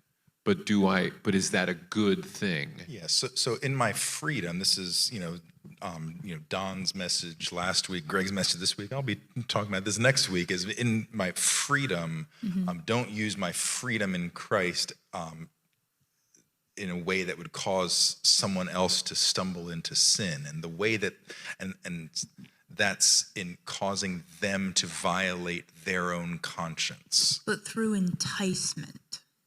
Well, I think want to that's clarify a really, this, because there's a difference between well, these two. it's a good question, and this is something I really wrestled with in working on the message where I talked about this. There may be the implication that if someone looks to you as an example, and they would be seeking to see how you handle your faith as an example, and if you would do something that you would feel fine with but would violate their conscience, but would tempt them in seeing your example to do that, there's a question as to whether I think Paul would say, I don't think I want to do that if that's the case. But it's a question. It's not easy to see where exactly you draw the line. You can take that too far, too, very easily and say, well, if I'm around a bunch of people that are all very restrictive in the way that they think they need to live certain things out, and they have a lot of rules, that just because I'm free, then I'm not free to do any of that stuff. No, but that's different. See, it's never about the person that's restrictive and kind of says, well, I don't like what you're doing. It's never about the person who's like the offended person at your behavior. Okay, well, that's a good clarifying point. It's always about the person who would be looking to you to gauge how to handle this. So this is more about the example that you set. Yeah, exactly. Than other people's general opinions and agreements with you. I think that's where the question is. I'm not saying this is a slam dunk. I think it needs. But maybe I'm trying to parse this into a principle. 'Cause I'm gonna have to do this for my message next week. So this is good practice. That the principle of acting in love towards others. Love does not mean that I yield to people who are offended, who are going to be offended. Love does mean, however, that I yield to someone who is weaker, who might stumble, who is looking to me to show them how to follow Jesus for the betterment of somebody else, not for the avoidance of causing offense to someone who's offended. Because this is where I think people can get lost in this point. Yeah. It's easy to feel like if someone didn't like it or they're upset now, that means you shouldn't have done it. Because I think people can use that principle that way a lot. We're going to talk about that in the next couple of Sundays, I think. Yeah, so well, that'll be good then. So tune in. But it's interesting at the end of that chapter, this is why I think there's at least a question here. Paul doesn't say, I will never entice anyone to eat meat if it's a stumbling block. He says, I'll never eat meat. He says, I will never eat meat. And so it does seem to kind of raise the question that how he would see his example to those who would look to him, that he would want love to even dictate how he would use his freedoms. But at the same time, the balance to that is, I don't think the restrictive, weak people are to set the pattern for what life is like in the community. Do you know what I mean? So there's a balance here in how we navigate through this. It isn't always easy to find. Yeah. So again, I think the principle here that we have to figure out how to navigate is, what does love look like in this situation? So maybe to some degree, I know this is probably only half answering this person, but like to some degree, they just have to kind of go and pray and seek God on the balance for this particular situation. Yeah, I think there are two parts to that question. The first part, I would say, about the people who would think something. I would say, I think for they need to reorient their approach to how they think about that. To me, the real question there is, in my desire to honor my Lord and Savior Jesus and how he would want me and what my testimony of how I handle this to look like, to people, what would he want me to do? I think that's the thing that I would reorient there. Is this a freedom Yeah. that he would call me to lay down in service of love for other people? Or testimony Or it to him. Yeah. Of, Or not? I don't know if I can answer that Yeah. question with a slam dunk. That's the but question. I think that's the question. Okay. And the second one, I think, is kind of, we've talked quite a bit about that one. I don't want to tempt somebody. I don't want to say, oh yeah, come on, it's okay to do this, if it's going to violate their conscience. And I would want to wrestle through the issue of whether my example might cause someone to do that. Okay. All right. Next question. Any thoughts on widows, and I suppose widowers also, desiring their spouse afterwards? Why does this happen, and how can you deal with the struggle? One step at a time, like Don stated previously. So much of this has applied to other things since his death, though one step at a time, all of which this was very weighty. But sexuality is not easily shared because you struggle with why you're feeling that way, and it's not easy to share with other people. Yeah, I mean, I think I do hear the struggle, that particular struggle is harder for other people for others to relate to, and so I'd say that maybe find people who are walking through that and go to Grief Share or whatever. Yeah. What might be a place that you can find people who do know exactly what you're talking about. But I think that's also just part of grief and loss is you miss your spouse and you miss everything about them. You miss your relationship, and that includes the sexual component of your relationship. And so I think it's it's okay to miss that. And even I don't know what God has for that person in the future, whether that's remarriage, whether now as a single person and you're evaluating that, is this now as kind of what Paul says in 1 Corinthians 7 is you have these desires and that means you should get remarried. I don't know. But even if that's the case, you're still always going to miss your spouse, and you're going to miss that part of your relationship with your spouse. And Yeah, and it takes time. I mean, sometimes a long time to heal from all the effects of a loss like that, and all the memories, and and the longer I think you shared that covenant relationship with someone that you've lost, the more challenging that process is to to heal and grieve and work through that. So I would just want to encourage that person that sends it. I think those are perfectly normal things, and I think your suggestion is a great one to, can you find a context where you can kind of be around people who understand, Yeah. But I can hear the pain in that. I just, if I put myself in your shoes, that would just be extremely difficult. And I think you use Grief Share as a great option. Yeah. What scriptures do you recommend dating single Christians take to heart so they don't take premarital kissing and touching too far in a way that doesn't glorify God? Well, are they? So they're talking about how they kind of walk out. It sounds like, and if I understand this right, they're looking for scripture around how to handle the dating and single Christian part of their journey for dating. So in dealing with different people that they're in relationship with, I don't know if that's like dating multiple people as they're early, or if they have a committed boyfriend or girlfriend. Like, what are the verses I can go to help me Keep yourself in check is what it keep sounds myself in like. check, or for how you navigate, or know handle- what's the line, or whatever. Yeah, that's the way I'm taking it. So the one that I'd go to first, and I think this might even reorient the question a little bit, less about what is the line and this is okay and that's not, and more of reorienting the whole heart of sexuality back to Christ at the center. For me, this was through my single years in dating, and even as a married person, Philippians 3 is just like the North Star of how I think, like, of whatever gain I had, I count as loss for the surpassing worth of knowing Christ Jesus my Lord. I count everything as loss. Everything's done compared to Jesus. And so to keep going back to that and being like, this person in my life,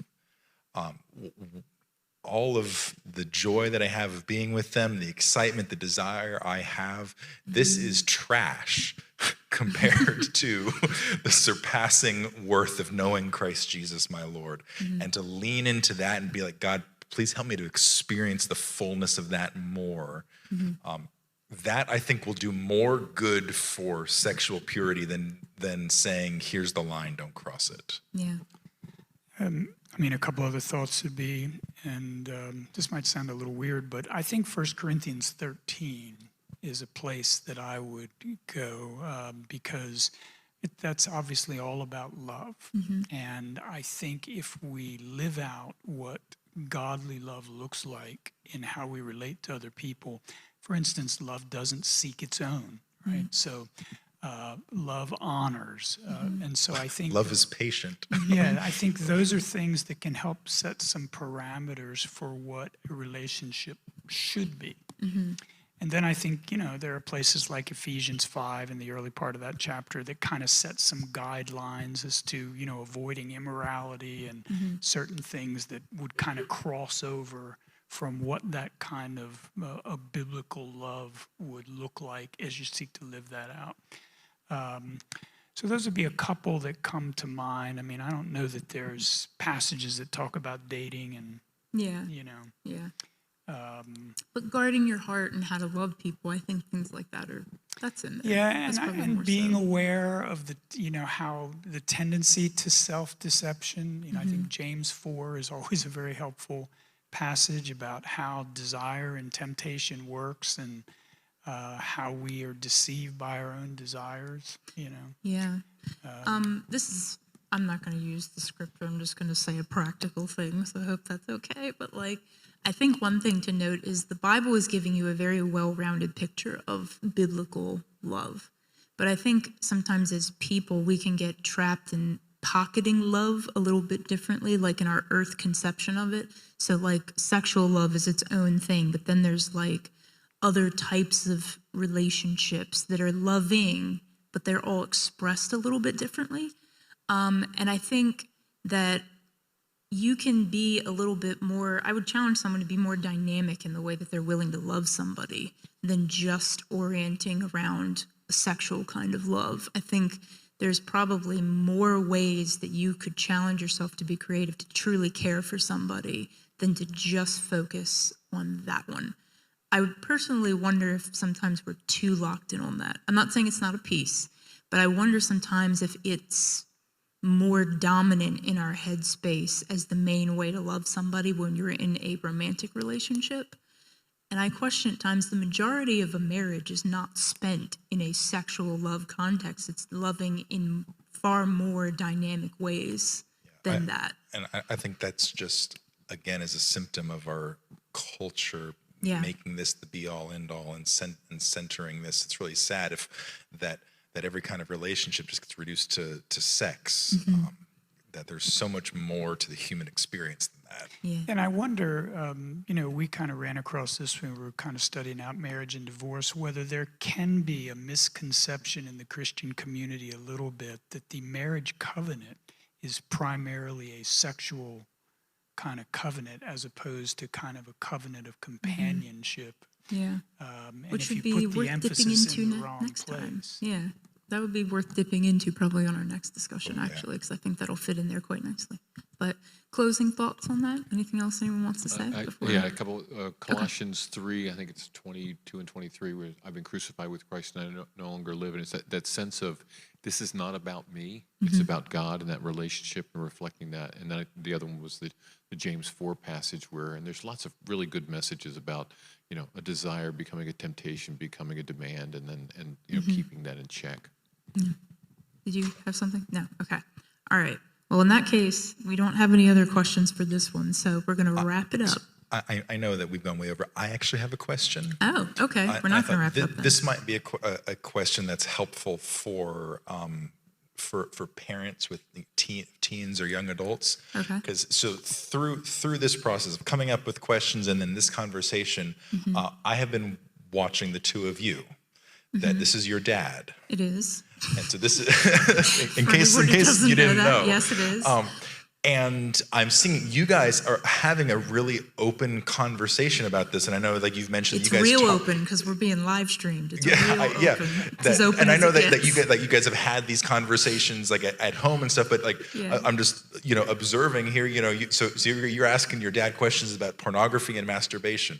I am. How do you guys in your relationship as father and daughter, how have you fostered that kind of open communication? I think that would be really helpful for some parents to hear. Don, how did you do that? Because I think there's a lot of parents who feel like there's no way that they could have the conversation they just saw you guys have.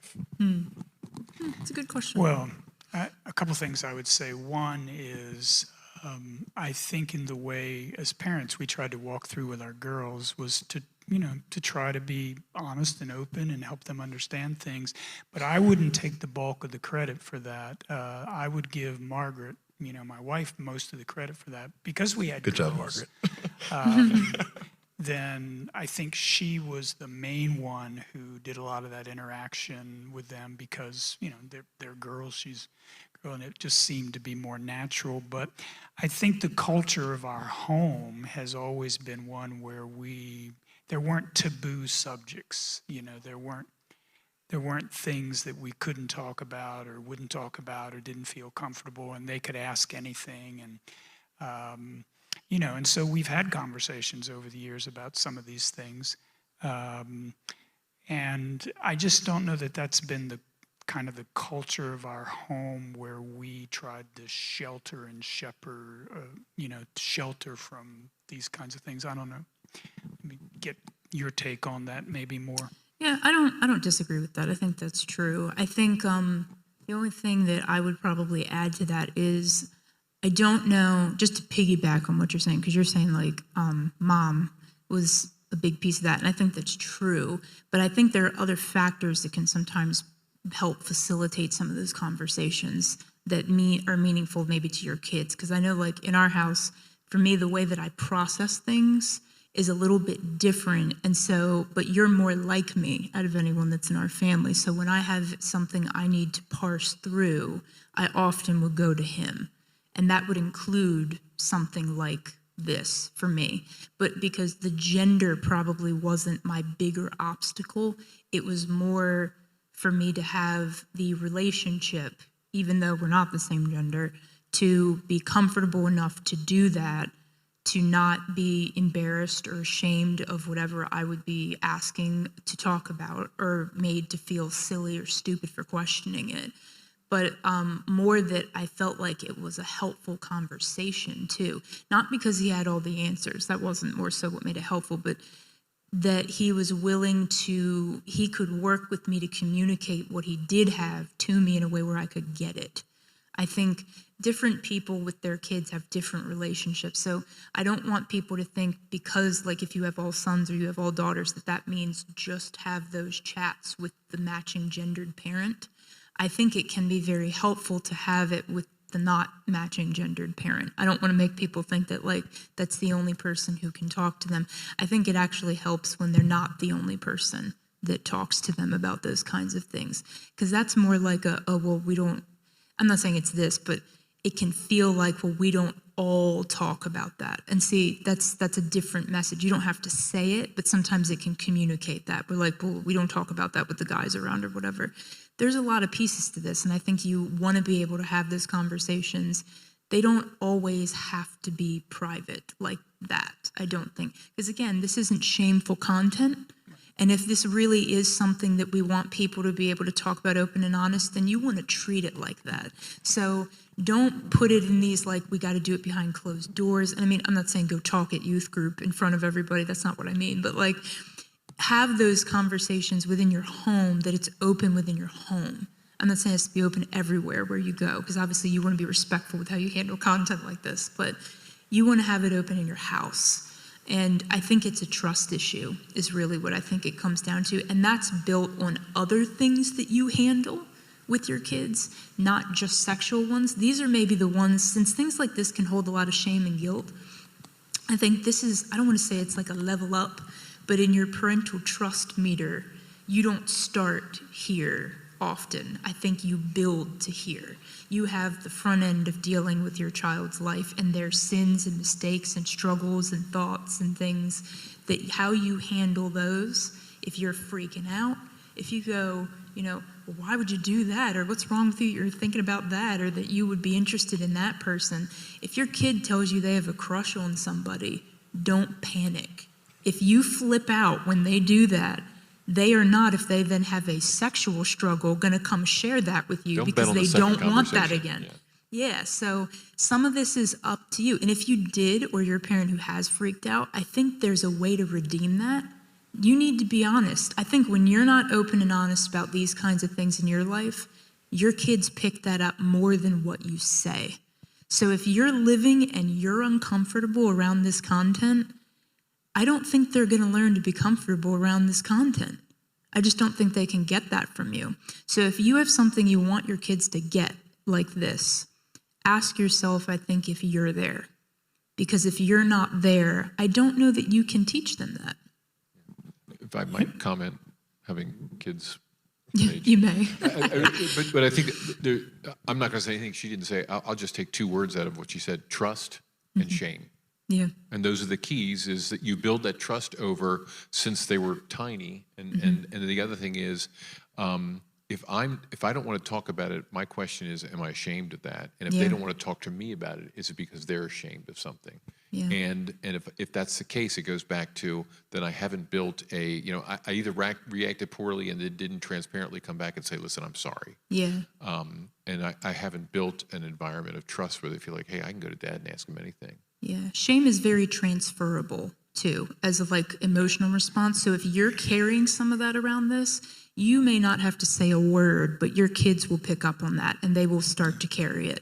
And if you don't want that, you want to change the way you're handling that for yourself first so that you can be that for them.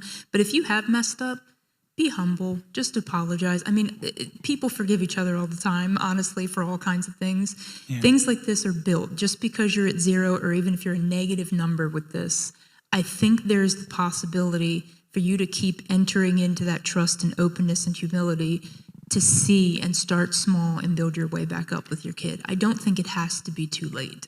Yeah, I agree. I mean, you don't have to be perfect at this. I mean, there's certainly many ways we weren't. I mean, you've even said there were times that you said, I wish we'd had conversations about some of these things, at some earlier and I've had to say, I didn't like how that went. It's not like we've never blundered these. There are times where I'm like, that didn't feel good, and it made me not want to come back and talk to you about it, and then we deal with that. But I would emphasize the idea that when your young person wants to tell you something or share something with you, or there's that moment where they're kind of opening up in a way they're not sure how you're going to respond, hold that moment really precious and treat it very, very precious, and in your response to whatever they say, make sure they feel your care, your love, your acceptance, not your... Yeah, don't feel the drama, because often you're going to they're going to dip a toe in. Yeah. They're going to test the waters. They might slide something your way, real casual, just to see if you're going to flip. And if you make a huge thing out of it, And even if you're cool, if you make a huge thing out of it, that is enough of a freak out that was like, oh, that was a bit dramatic. I don't know if I want to do that. Like, if it's not something to panic over, don't be panicking, because you're communicating that to your kid. Right, and it will only take one or two of those before you won't be one of the audiences for that conversation. Right, they'll start testing the water somewhere else because they want to go somewhere. You want to be safe. I think that's really the trust stuff. You're trying to go somewhere with something that's vulnerable and maybe scary or confusing. You want to take those things somewhere you feel safe. If that's not your parent, you'll take it somewhere else. So if you want to be that for your kid, you need to find out how to make them feel safe with you. Cool. Good. The Good end answer. to my answer. Do you have any closing thoughts for that? Okay. All right. In that case, we're going to wrap up. So preview for next time, which is in 2 weeks, if I'm right, we're going to cover marriage and sexuality. Yeah. So we're going to take some of these same things, but we're going to take a different context. And we're going to break that down. So please do tune in for that. You can pre-submit questions even now. Over those 2 weeks, you can text in. So please do that. And thank you for joining us. And if you would like to comment on anything from today, if you have additional questions, or if you have a topic you want us to do, then send us an email at resources@gracecommunity.org and mention the panel in the title, because we would love to hear anything that you guys have to contribute to these times, or feedback, or even complaints that you have. We'll take those too. So thank you for joining us, and we will see you in 2 weeks.